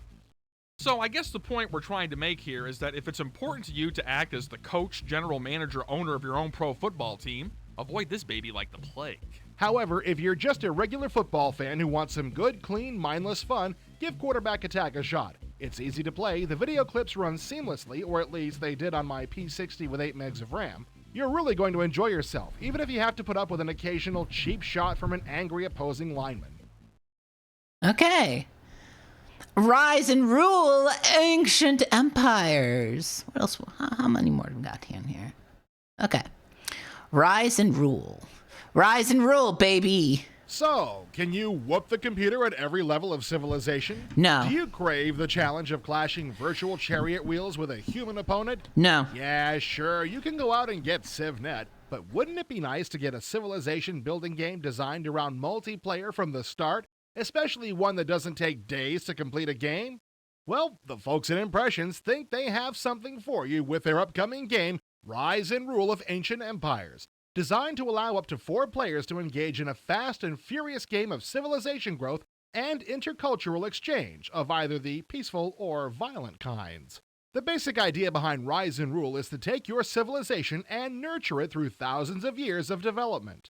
You'll get 5 cultures to play with: Greek-Roman, Indian Chinese, Egyptian, Mesopotamian, and the Northern Barbarians. Not very historical, but fun to play with. The graphics we have are preliminary. The final game will feature historically and culturally accurate architecture and clothing artwork. If a culture survives in the game longer than it did historically, the game will extrapolate its development out from the point it reached before its demise. Got all that? Research in the game will fall into 5 general areas: spiritual, engineering, medical, martial, and general. Research will be tied to specific cities. No longer will a new development be available simultaneously across your empire. Instead, you'll have to share knowledge between your cities and with other players, with philosopher units that move between cities. Units will have a certain affinity based on where they were developed. In other words, a light infantry unit from Egypt may not do so well in India's jungles. When you first establish a city, it will have a town hall, a workshop, a market, and an academy. Each building will have its own functions, and you can change your city's development by adjusting the settings for things like city production, research, and import-export. Eventually, you'll be able to add new buildings like a library, temple, a barracks, each of which can provide a new service to your city. As you build your city, you'll also want to produce settlers to build other cities, philosophers and merchants to spread your ideas and goods, and combat units for explorations and conquests. While the computer player isn't supposed to be a slouch, Impressions is extremely proud of the multiplayer aspects of the game. Instead of the days it took to complete a game of Civ, a group of gamers should be able to polish off a round of Rise and Rule in 2 to 4 hours. Instead of being all or nothing, submit or die, diplomacy should actually work. While still under development, it should include some kind of barter negotiation. Of course, if diplomacy fails, combat is still an option. Rise and Rule will have both predefined and random world maps. The game will support SVGA graphics that, even in their preliminary form, look very sharp. We think the mountain graphics look especially nice. Impressions hopes to get this one out the door by the second quarter of '96. Gamers looking for a different take on Civ with much better multi-user playability may just find what they're looking for with Rise and Rule of Ancient Empires. Okay. But, oh, I bet this is going to be normal. Chat, I'm sorry for whatever happens next. It's time for Robert E. Lee, Civil War General. Fans of SSI's Oh, thank God they got Normal Man here. Awaiting a Civil War version of their beloved gaming system have as yet been saddened by the continued silence of the folks at SSI on this subject. Perhaps hearing the cries of woe of these fans, the crew at Sierra's Impressions Division have plunged into the Civil War with a vengeance and are hard at work on their upcoming Robert E. Lee, Civil War General. From the famous General's command tent, you'll be able to direct the Confederate forces through a variety of battles. Depending on your leadership and the whims of war, you may even get to fight in a fictional battle in or around Washington, D.C. Civil War General will give you a wide variety of gameplay options. While you can play individual battles or even specific days in a battle as either side, either against the computer or hot seat modem against a friend, sorry, no network or email play, most players will jump into their role as Bobby Lee to control the campaign game. The turn-based battles you fight will be played on detailed hex-based maps. Hexes are scaled at 200 yards across, and the terrain will be realistically sculpted with up to 7 levels of elevation. Much effort has gone into crafting a beautiful interface. A variety of 19th century units will be depicted, including infantry, artillery, and cavalry. Even pickets and skirmishers will play a part. The ever-important unit formations are represented along with their effects on movement and combat. Units are brigade-sized and will be traced with up to 14 different stats. Detail-oriented grognards will love this, but for those who don't care, this detail can be hidden. In fact, gamers will have a lot of flexibility in configuring the information displays to show what they want. Leaders from individual units all the way up to corps level will play an important part in the game. They will be able to spend morale points on a unit to pump it up for combat or rally it after a hard march or murderous fire. Leaders can be lost on the battlefield, and wounded leaders won't necessarily reappear hale and hearty for the next battle. In between battles, the computer will decide if they died of their wounds, are still recuperating, or are able to report back for duty, although possibly in reduced health. In-between battle units can be re-equipped and resupplied. Players may even get the chance to upgrade to newer, more capable weapons, but watch out! Even if you can equip all your troops with repeating rifles, the folks back in Richmond may not, indeed almost certainly will not be able to supply you with the ammo you need for that weapon. Of course, during battle, your troops will get the chance to pick up weapons from enemy Grognard is an units or old term supply for, caches, like... so maybe battlefield appropriations will work where bureaucratic ones don't.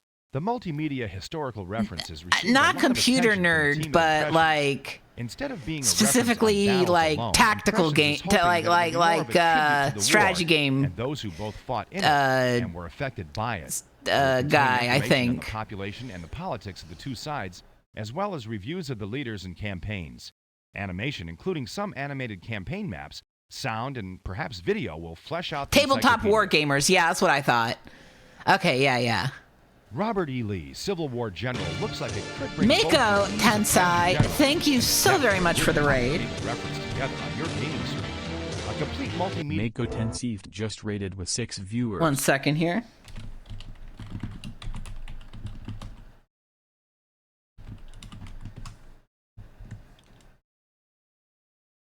Encyclopedia will provide a colorful and potentially educational background. Painter Mort Kunstler graces the game. Welcome, people. We're looking forward to getting old tabletop gamer guys. Hey everybody, you finished doing some Croc too. Nice. We're going through the second to last issue of Interactive Entertainment. Okay, we already looked at Saturn Scope. What's next? Shannara. Take a look at that last consonant. You mean Atlantis? No, the last consonant, not the lost continent. And in the letters page, they said they were going to stop doing voices and jokes, and they lied. They lied a lot. Making the title... Shannara. That's Shannara. Definitely Shannara. Definitely Shannara. Oh, right. That's Legends game based on Terry Brooks' bestseller novel, The Sword of Shannara. Well, sort of. Actually, the Sword of Shannara is only the first of a series of novels by fantasy phenom Terry Brooks. Shannara. Sword of Shannara, published by Ballantine, 1977. Published in 1977. 726 pages, 34 chapters. Ballantine, 726 pages. Corey and Lori Cole, designer of Sierra's Quest for Glory series, Rain have Man? created a brand new story taking place in the time Really? frame between the first two novels in Brooks' Yeah. series. You play Jack Omsford. That's J-A-K Jack, because if it were J-A-C-K Jack, you might just as well have been Fred or Bill or something unfantasy genre like that. So, you're Jack, son of Shay Omsford.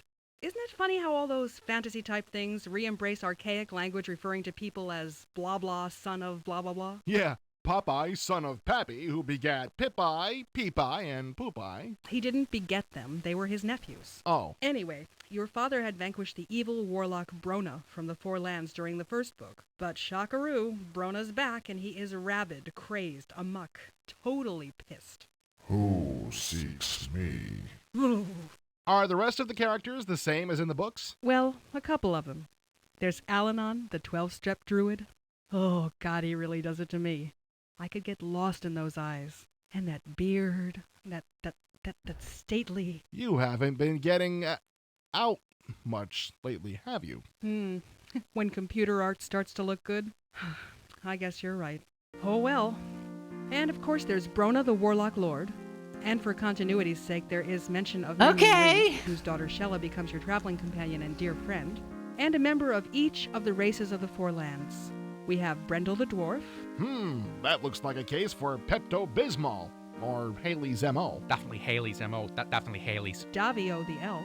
Telsec the Troll. Trolls go! Go, trolls, go! Yay, trolls! And finally, the not-to-be-totally trusted gnome, Geeka. Geeka, huh? How easy was it for him in elementary school, do you think? All gnomes have dorky names. Oh. Well, it seems that this Brona person has placed scary, muckraking monsters over all the Four Lands, and the only way to defeat him and return the universe to relative safety is to reforge the Sword of Shannara, which can only be restored by uniting magical and exciting artifacts from each of the races. Only then may the blade be restored and used against Brona. So how does it play? Well, the traditional legend interface and graphics work well with the game. The Coles have built a wonderful story and rich, believable dialogue. The tone is very true to that of Brooks' novels, and the usual stuff of which fantasy and indeed most literature is made, that struggle between good and evil, plays really well. But...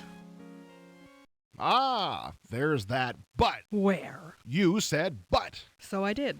But the RPG elements of the game were a little bit underdeveloped and weak, like my last boyfriend. 5 minutes till Wapner. I mean, the elements we play RPGs for were just not totally satisfying. Like your last boyfriend. Right. I mean, yes, we were able to trade inventory or ask character to use such and such, but there were no real statistics, no consequences to our actions. The story is so totally linear and not generally a bad thing for adventure games, but there were no real choices to be made. And I think that hurts the playing experience. Like dangling the proverbial carrot. Yes, and then ripping it from our clenching jaws!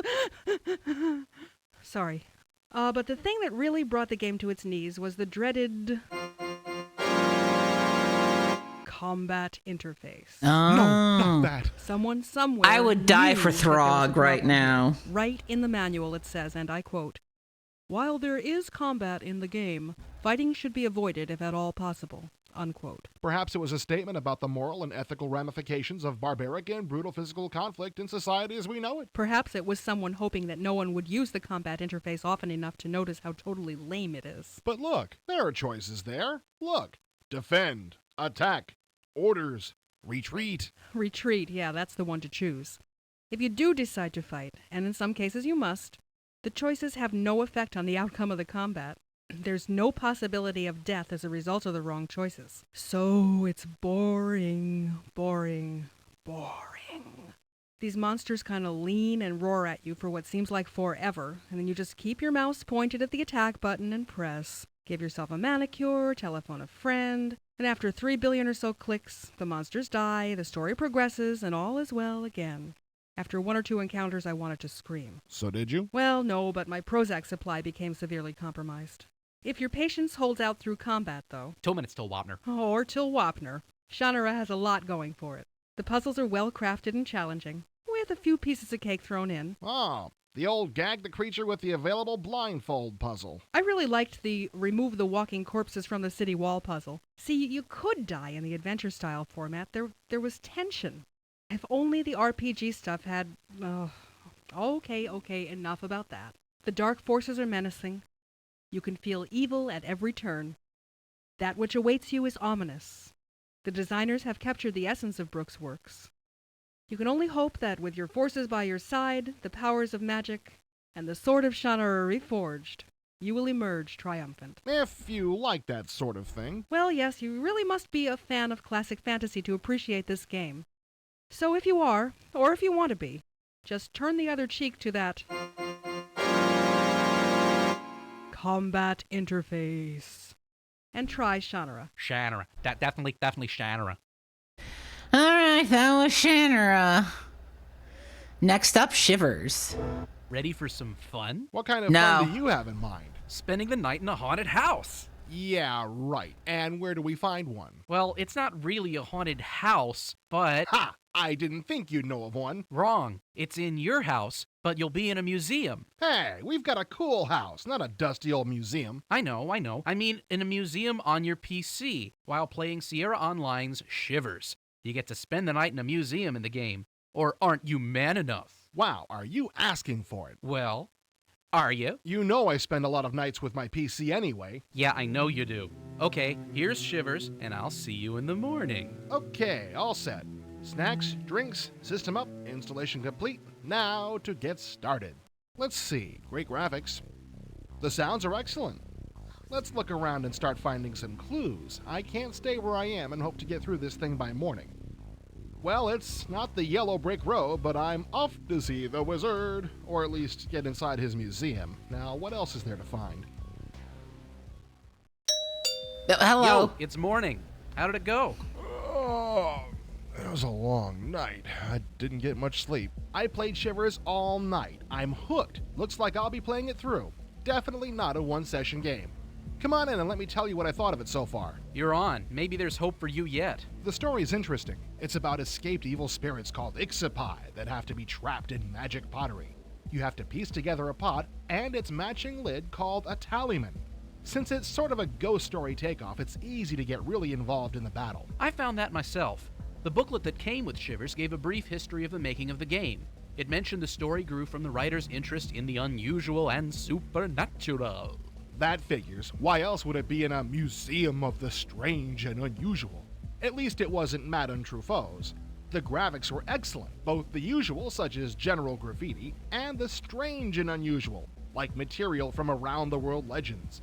There were werewolves and vampires, but not one shot of Lon Chaney or Bela Lugosi. There was, of course, a winged horse and a cyclops. You knew there just had to be a few skeletons lying around, too. Of course, there were many other cool images, including some real, such as the Sphinx, and shots that reminded me of something from Easter Island or a Mayan temple. There was even an alien and its ship. Also, there were... Okay, enough with the graphics already. But there were multiple levels and many rooms and hidden places. I said enough already. Well, Mr. New to Adventuring, how'd you like how the game played? I was kind of disappointed that I couldn't carry a lot in my inventory. I wasn't used to having only one item, which had to be a pot or a talisman or the united matching pair. It would have been nice to have been able to carry the pieces around with me. It made for a lot of painful backtracking. I know what you mean. They could have at least used what Mist did, a little lightning bolt that let you zap over to places you'd been to already. That would have saved me a lot of time, and my life as well. At least I was reincarnated, but the evil nasties rearranged everything I had found. That meant I had to start searching for everything all over again, repeating all those stairs, halls, and redoing the elevator puzzles every time did get boring. Since this is the first of a new series, hopefully they will add something that will ease movement and inventory restrictions. I hope so. Shivers has an interface which is very easy to use. I was a little miffed that I could only save 20 games, especially since I like to save games before and after I try things. That leads me to, I guess, my last couple of gripes about the game. The saved game description could only be 8 alphabetic characters long. Can't describe much about what I was doing with that. Also, if I started a new game, it didn't give me a new player with another 20 save games. It was added as one of the 20 saved games. That sure doesn't allow for family play. Okay, sounds like some good suggestions for the designers of any future installments. At least they did do one major thing right. They supplied a non-intelligent cursor. It makes you look at everything instead of highlighting only what's necessary. We seasoned adventurers enjoy finding items and clues without being led directly to them. Maybe someday they'll have text or speech entry with great parsers, in addition to cursors for us golden agers. Viva la colossal cave! Now that you've gone on and on about the graphics and what you didn't like about the game, how about what you did like? You wouldn't have stayed up all night and I was going to say, Shivers seems kind of interesting. That's true. There's a great feature that saves a lot of time going back for clues. On the control panel, Sierra provides us with a feature called Flashback. This lets you review clues you have found earlier. This way, you don't have to take a lot of notes from the books and clippings lying around. Unfortunately, it doesn't prevent backtracking for the pottery pieces. Well, there must be more than that.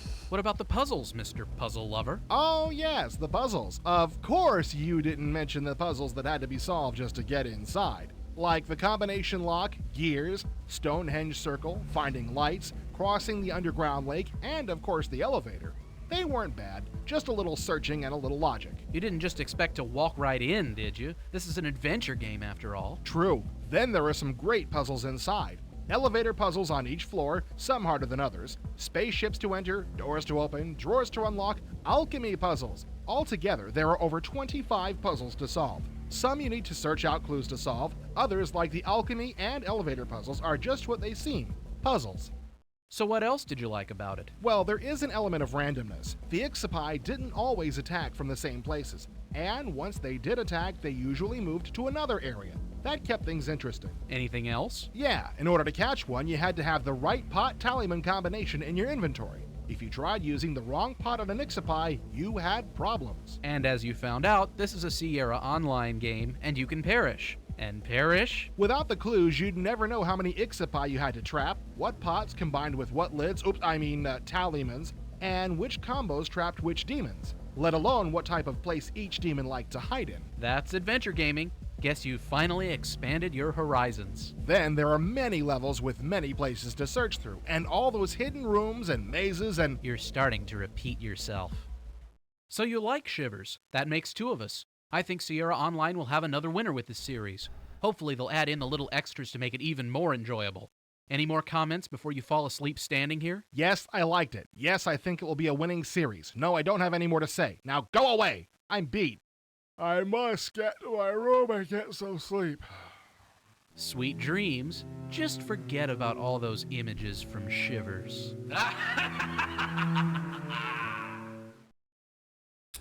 All right, that was Shivers. Next up is it's Silent Thunder, A10 Attack 2. At one time, Sierra Online owned the friendly skies of computers around the nation. Their flight sims, Red Baron, A10 Tank Killer, and the Aces series, were mainstays for every armchair flight jock with a PC. Time marches on, and so did the flight sim genre. You can still find Sierra's flight sims on thousands of hard drives around the world. But after a long dry spell, we're about to find out what their idea of the future of Sims is. Enter Silent Thunder A10 Tank Killer 2. Sierra Online will be using their new 3-space technology in Silent Thunder and in all their new Sim titles for 1996. The producer for this project is Frank Evers. Evers will also head the Earthsiege 2 and 3 projects along with Cyber Gladiators. His most recent title was Command Aces of the Deep. Evers promises to make Silent Thunder a groundbreaker in the area of graphics and playability. As this is a preview, features are still subject to change. And with that in mind, let's look at what Sierra has put together thus far. The game takes place in 3 major arenas: Colombia, North Korea, and the Middle East. The story goes that at the end of 1996, the U.S. Air Force will completely eliminate the A-10s from its inventory. All that is except for a new and top-secret flying unit called Silent Thunder. The organization's specific mission is covert support of vital U.S. policy in nations that are unable to acknowledge open U.S. involvement. Unlike other U.S. Air Force units, Silent Thunder's A-10s operate alone. Don't expect wingmen to help you out or have any control over the 10 different aircraft contained in the sim. The unit has heavy support from friendly elements such as AWACS, satellite imaging systems, and tactical operations.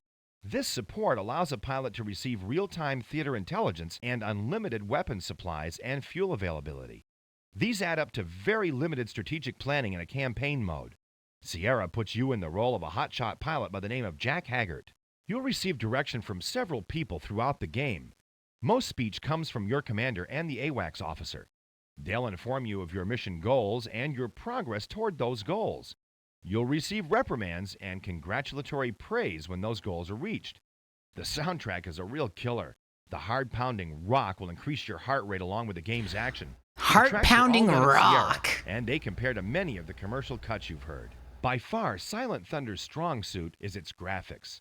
Sierra's new 3-space technology creates beautiful texture map terrain that is almost photorealistic.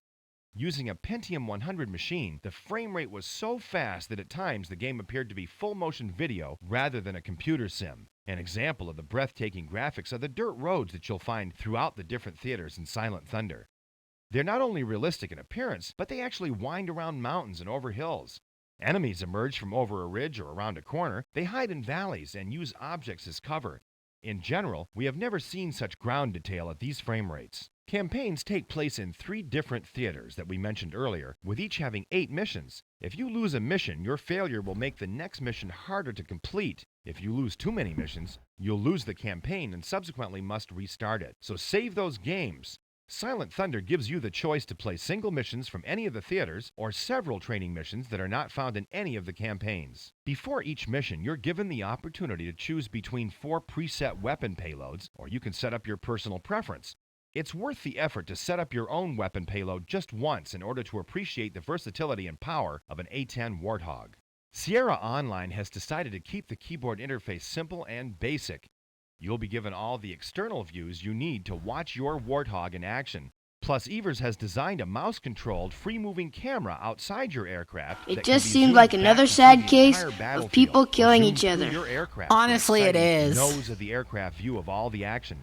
The A10 controls are basic, the HUD display is uncluttered, and the cockpit gauges are limited. If you've spent the last few months flying SSI's Su-27 Flanker or Ocean's EF-2000, the flight modeling and characteristics of Silent Thunder may seem overly simplified, but Sierra is directing this product at fans of their Aces series or their original A10 tank killer. We'll report back to you on just how well the final lives up to their plans in an upcoming issue. Okay. All right. This means war. I'm bored. Me too. How long until Command & Conquer Red Alert comes out? It'll be a while yet. We shouldn't have blown through Warcraft 2 quite so quickly. I need a real-time strategy fix. File request, Snark Hunter. Hey, it's the FedEx driver. It's like the MILF Hunter, but for like snarky guys. Thank you, sir. What'd we get? Huzzah! It's This Means War from Microprose. This is a real-time strategy game, and just when we were talking about wanting one. What are the chances of that happening in the midst of an IE game review? Let's get to work. Runs under Windows. Hope speed isn't a problem. Is it me, or is this interface a bit clunky? Yeah, it is, but I'm getting used to it. Notice how a unit keeps moving after you give it orders? That bugs me. That's because the new orders don't take effect until after the unit reaches the next square. What squares? I don't see any squares. Yeah, they're invisible, but the game is played on a grid. Same thing with CNC or Warcraft. There sure are a lot of materials to keep track of. Food, people, energy, ore. This is more complicated than CNC or Warcraft 2. Yes, it is. I like the complexity. This is a meatier game than those others. But all this detail bogs down the action. Well, yes, but it takes more thought. And look, units gain experience and improve their abilities. That's a new feature in the genre. More stuff to worry about. Phooey. And you can form teams. So what? So, if you have a high-ranking unit, he becomes a leader and members of his team gain from his experience. I like the graphics, but... And you can issue formation commands. Look, you order your team into a wedge formation, then they all follow the leader, maintaining that formation. Humbug! I just build tons of units and send them in masse. But man, does this game slow down once you get a lot of units on the map. Yeah, the speed is a definite problem. I like to form up my units in rank and file and then sweep across the landscape. But even at maximum speed, the word to use would be crawl and not sweep. The AI is pretty lame. Even when it has a much broader infrastructure, it keeps tossing its units at me one by one, making it easy for me to keep killing them, then repairing my units. That's true, but the scenarios seem to be designed with this in mind. You usually have to assault a much larger base, and once you take over his command center, you win, so you don't have to destroy all his buildings. Well, let's try the game head-to-head. I'll wager you're a bit brighter than the AI. Sorry, but there aren't any multiplayer options. What? That's it. I'm going back to CNC. Well, you're a lot less patient than I am. I'll stick with This Means War. I enjoy the good parts enough to overcome my disappointment with the game speed and interface. In particular, I like the way the game handles combat experience and team formation and movement. You're right about me. I need the adrenaline rush. This is just too slow and too cumbersome for me. And look what the box says. The strategy building game for people who like to blow things up? I think that infers a much faster paced game. Granted, they aren't really marketing this right. Lots of wargamers hate real-time strategy games because they're too much real-time and not enough strategy. This means war might be the perfect game for them. Assuming they have a Pentium. Yes, assuming they have a fast Pentium. I do not have a... Actually, no, this does have a fast Pentium, so that's fine. Torrens Passage. Gee, that looks mighty familiar. What's that you're playing? I don't know. My Uncle Carlo lost the box, and I ain't opened the CD drawer in days. I think it's King's Quest VIII. No, I don't think so. I don't think there is a King's Quest VIII. I don't know. Take a look at Blondie there. Yeah, this is Thayer's Quest 2, if I recall. That little house. It looks like King's Quest VIII. It smells like King's Quest VIII. It tastes like King's Quest VIII. Yeah, we've got a new character here. King's Quest VIII, right? Kind of makes me want to lose my lunch. Hello, gentlemen. I am Valenice of Daventry, and your friend is right. This is not King's Quest VIII. It seems to be Torrens Passage, Sierra's latest fantasy adventure written and designed by Al Lowe. Bless his Oh yeah, sorry, no, this has nothing to do with Thayer's Quest 2. It has that vibe, right? It just seems like Thayer's Quest. Characters? Isn't he sweet? Forlorn plant life. Lad in tunic seeks arboreal Yeah, no, me advice? too, Arnold. It's King's Quest I VIII, literally, I was like, that's Thayer's no, Quest, dear right? sir. You are mistaken, for I, Valenice of Daventry, know that which comprises all of the King's Quest games. And I, Paulie of the Lower East Side, know that which comprises a knuckle sandwich, lady. Stop. She's right, Polly. It is Torrens Passage. I think what might have you confused is the incredibly Disney-like fairy tale quality of a product that is associated with Al Lowe. Yeah, that's right. He did all that humpity stuff in the Leisure Suit Larry series. The humpity stuff, huh? No Sierra/LO product. And come to think of it, there was this bit early on in the game. The Bitter Nuts. Yes, that was very reminiscent of what scholars have come to refer to as classic Lowe, a wickedly funny parody takeoff of 1950s and 60s sitcoms. Our hero, Torrin, in his Technicolor glory, walks into a black and white television sitcom, and the contrast is a riot. It's got the tacky theme song and the fake laugh track. And isn't that a Black Velvet, half Michael Jackson, half Elvis painting on the wall? Absolutely. Who's Michael Jackson?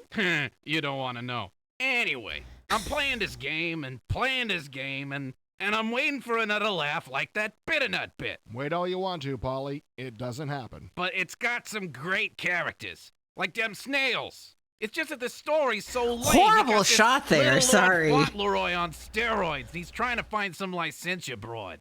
Let me tell it, Polly. Torrin is from the lands above, and he finds that his parents have been stolen away by the evil sorceress Licentia. He needs to descend through all of the lands below in order to find them. Each of the lands is represented by a game chapter, and in order to progress to the next chapter, there are adventure-style puzzles to solve, and usually a logic puzzle at the end of the chapter as well.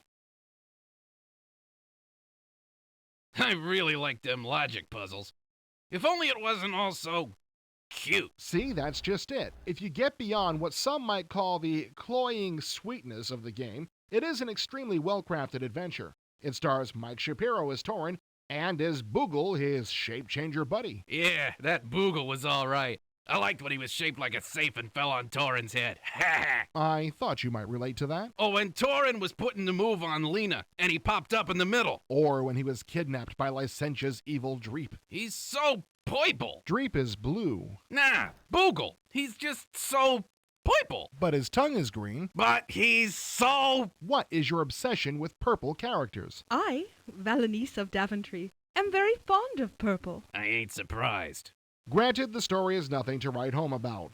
Boy saves parents, regains birthright. But there is something about it that kept even you wanting to continue to play, right? Yeah. For me, the playability had a lot to do with the characters. I kept wanting to see what was around the corner. Yeah, but I kept hoping for more bitternut type stuff. Me too, but even though it never happens, it's pretty hard not to love this game. My favorite character, besides Bobby Bitternut, is the stage manager Babe in Tenebris. That was Shelley Ray Emile, a really great bit of voice acting. Yeah, she cracked me up. And the blind magician. A blind magician. Now that's more like Al. A few other features worth noting. Since there are many spicy ways to die in the game, there is the Sierra staple Oops feature, returning you to the point of origin of your stupid choice. Also, we see a nice timed hint feature. Hints are only available at certain time intervals and do cost points. We don't need no stinking hints. Well, some people do, and there it is. It's nice that once you get a hint, another one is usually not immediately available.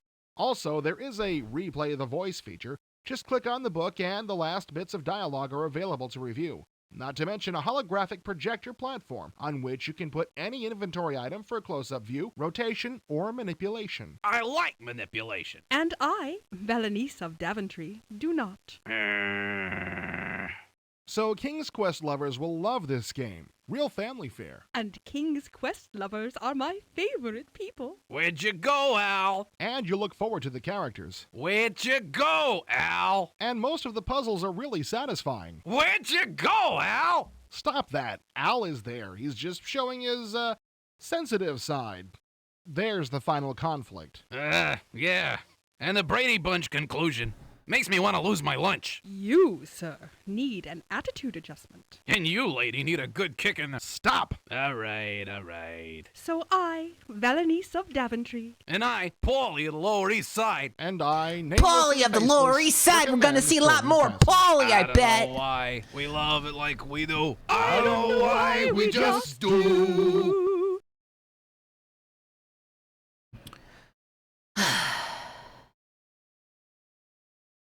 Total mayhem. Domark's Total Mayhem. Oh, wait, we already did Total Mayhem. Yeah. Okay. Oh, thank God. Warhammer, Shadow of the Horned Rat. Based on the highly popular Warhammer universe produced by the Games Workshop, Warhammer Shadow of the Horned Rat is the first in a planned series of PC and PlayStation games from Mindscape based on that fantasy world. One can only hope that the upcoming titles are better than the first outing, which falls well short of the real-time strategy standards set by such recent releases as Command & Conquer and Warcraft 2. Shadow of the Gay Horned Rat, thank you. Warcraft 2, and I really liked it a lot. I finished the Orc and Human campaigns 4 days after I got the game, and now I'm on my 67th custom scenario. I know Warcraft 2. I've played Warcraft 2, and I'm telling you, Warhammer is no Warcraft 2. I just said that. Besides, you used that same line in your Doonesbury review in our last episode. You play Warhammer as the leader of a mercenary army. Evil is afoot in the Empire due to the machinations of the Horned Rat. The storyline is actually pretty well done.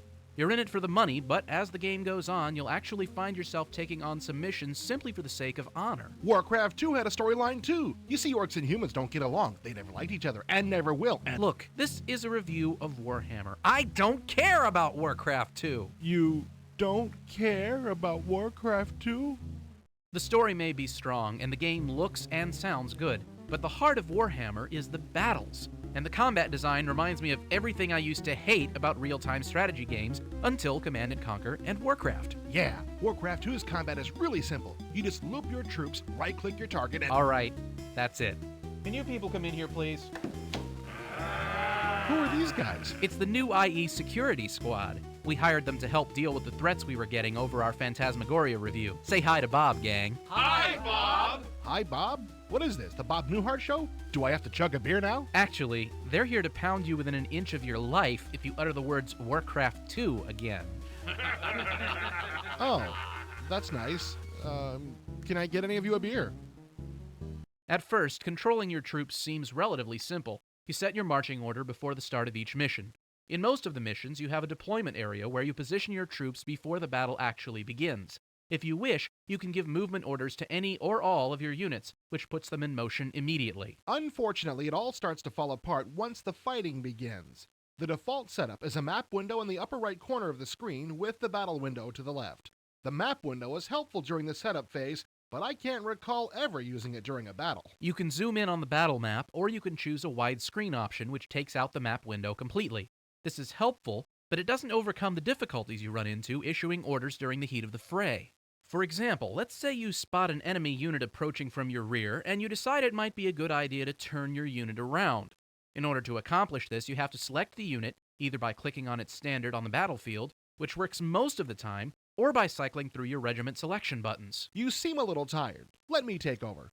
Then you have to click on the move button, which you follow by clicking on the wheel button. Then you have to return to the battle or map window and click on it in the direction that you want your unit to face. Most of this is unnecessary, as Blizzard proved in Get ready! the game that I'm not allowed to mention. If that's not bad enough, the battle window uses a 3D animation routine which was extremely choppy on my P60 with 8 megs of RAM. You can increase the frame rate by turning off some or all of these options, but I hate to see Mindscape contributing to the credibility gap between minimum specs, listed on the box as a 486-66 with 8 megs of RAM with a Pentium recommended, and what really works. Actually, the entire battle interface looks and feels like something you'd see in a turn-based war game. Of course, if this were a war game, the odds are damn good I wouldn't be doing this review, which might explain why I dislike it so much. Whatever the reason, there is not enough player control here to make this work in real time. It's a damn shame that the battle mode is so weak because the rest of the game works. You get all your vital information in the caravan of your paymaster, Dietrich, who serves as your accountant and information source. Dietrich's reference material includes the magic book, which lists the spells that are currently available to you, the battle bestiary, which gives you information I would like the name Skull Spitter, yeah. Skull Splitter, I'm sorry. Roster, which tells I you also what spit percent on of skulls. your army. Peh. It's important to check with Dietrich between every mission, since he'll Still let you can't know believe whether I you can said replenish Police your Quest present Squad. troops or hire new units. Incidentally, Warhammer fans will be pleased to hear that Mindscape did a Knock, good knock, job knock, open up, recreating we're that squad. game's universe in this game. We're all gonna take a big dump on your doorway if you don't let us in. Warhammer. Jay Teacher, that's a tough one. I'd say that it's not a good idea to design a turn-based strategy game and try to make it work in real time. That's very good. Wait a minute, where are you going? We're not finished yet. Sorry, I can't take it anymore. Warcraft rules. Let's get him! Warcraft rules. Okay. Last up, it's Zapitalism.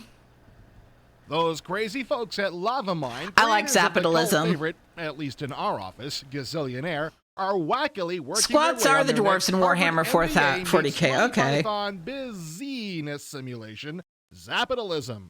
Set in a world that's part fantasy and part Hollywood comedy, your objective is to build up your business from its lowly story-front beginnings into a commercial empire spread across the lands.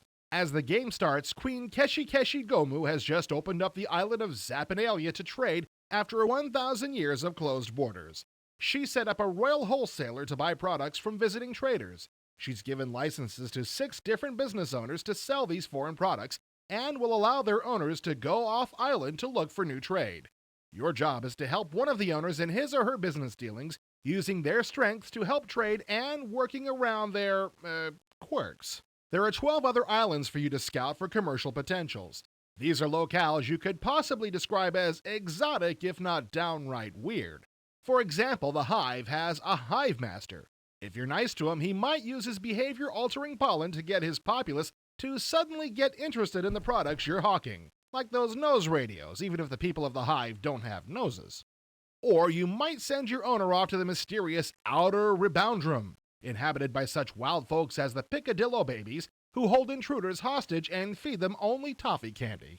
Products desired and demanded by Zappin' aliens, even those you make them desire and demand, are quite varied and, well, let's just say they're different than anything you or I might want. They include chest hair, Myronic ice, to help prevent Zappin' alien tails from falling off, and wig clamps, originally designed to latch onto the skull to keep on wigs and toupees. You get to choose one of the 6 businesses you'll be the manager of, or president of, or partner of, or boss of. The owners of each business are in it for different reasons, and each one has a different, style of operation. You'll have to work with, or around, the features of your business's owner, but you won't be able to get them retired. The Queen will only allow the 6 owners off the island to look for new and exciting bizarre products, so you'll have to keep them around for the duration. The game will feature over 200 stories in the Zappanalia library, including 50 wacky product descriptions, and hundreds of news events may pop up during the course of the game.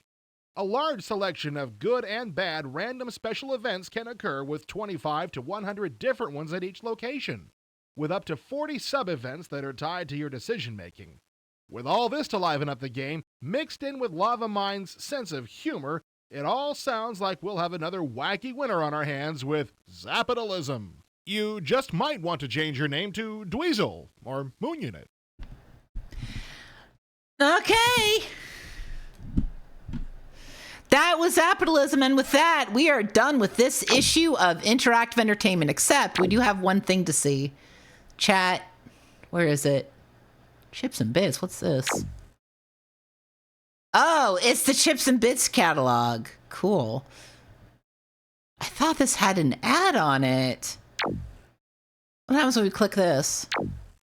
A friend of mine told me, try America Online. Fuck yes! I said, why? I've got a computer. He said, try it. You'll see.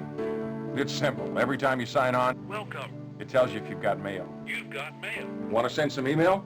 I'm the king of multimedia. Click here, and it's done. I like this. With one click, I can browse all kinds of great features on America Online. I've gotten help with my golf swing and planned my next vacation, even get stock price updates every 15 minutes. America Online has over 100 newspapers and magazines, everything from Business Week Online to Cycle World, and I can browse them all. With America Online, you can point and click your way across the internet. And their web browser makes it easy to explore the World Wide Web. We don't have a modem, brother. Yeah, we're good. And with that, we're done. And so ends episode 22 of IE. But never fear, we'll be back next month with lots of... Just a second, folks. I've just been handed an important bulletin. No way! This is incredible.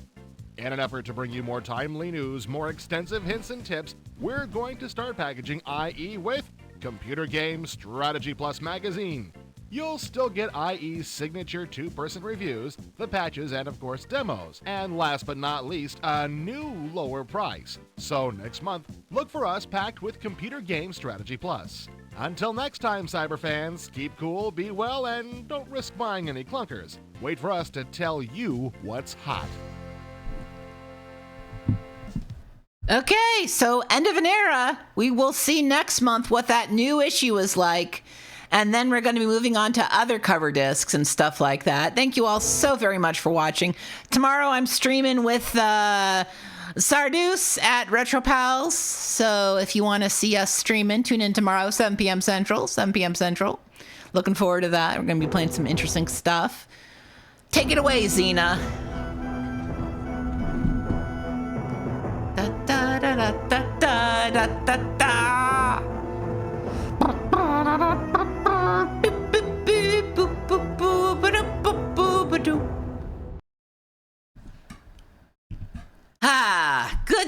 Good stuff. Okay, folks, let me find someone to raid before we head on out here. Raid. And again, I'll be back next week with American Truck Simulator and those cover tapes for Electronic Music Maker. Let's see. Tombs. How about Enbion's doing Amiga games? We love the Amiga in this household, so yeah. Let's do that. They're going to be playing bunny-themed Amiga games. All right, folks, thank you all so very much for watching, for showing up, for subscribing, all that good stuff. Really appreciate it. Thank you all so very much. And may Throg not kill you in your sleep. Goodbye.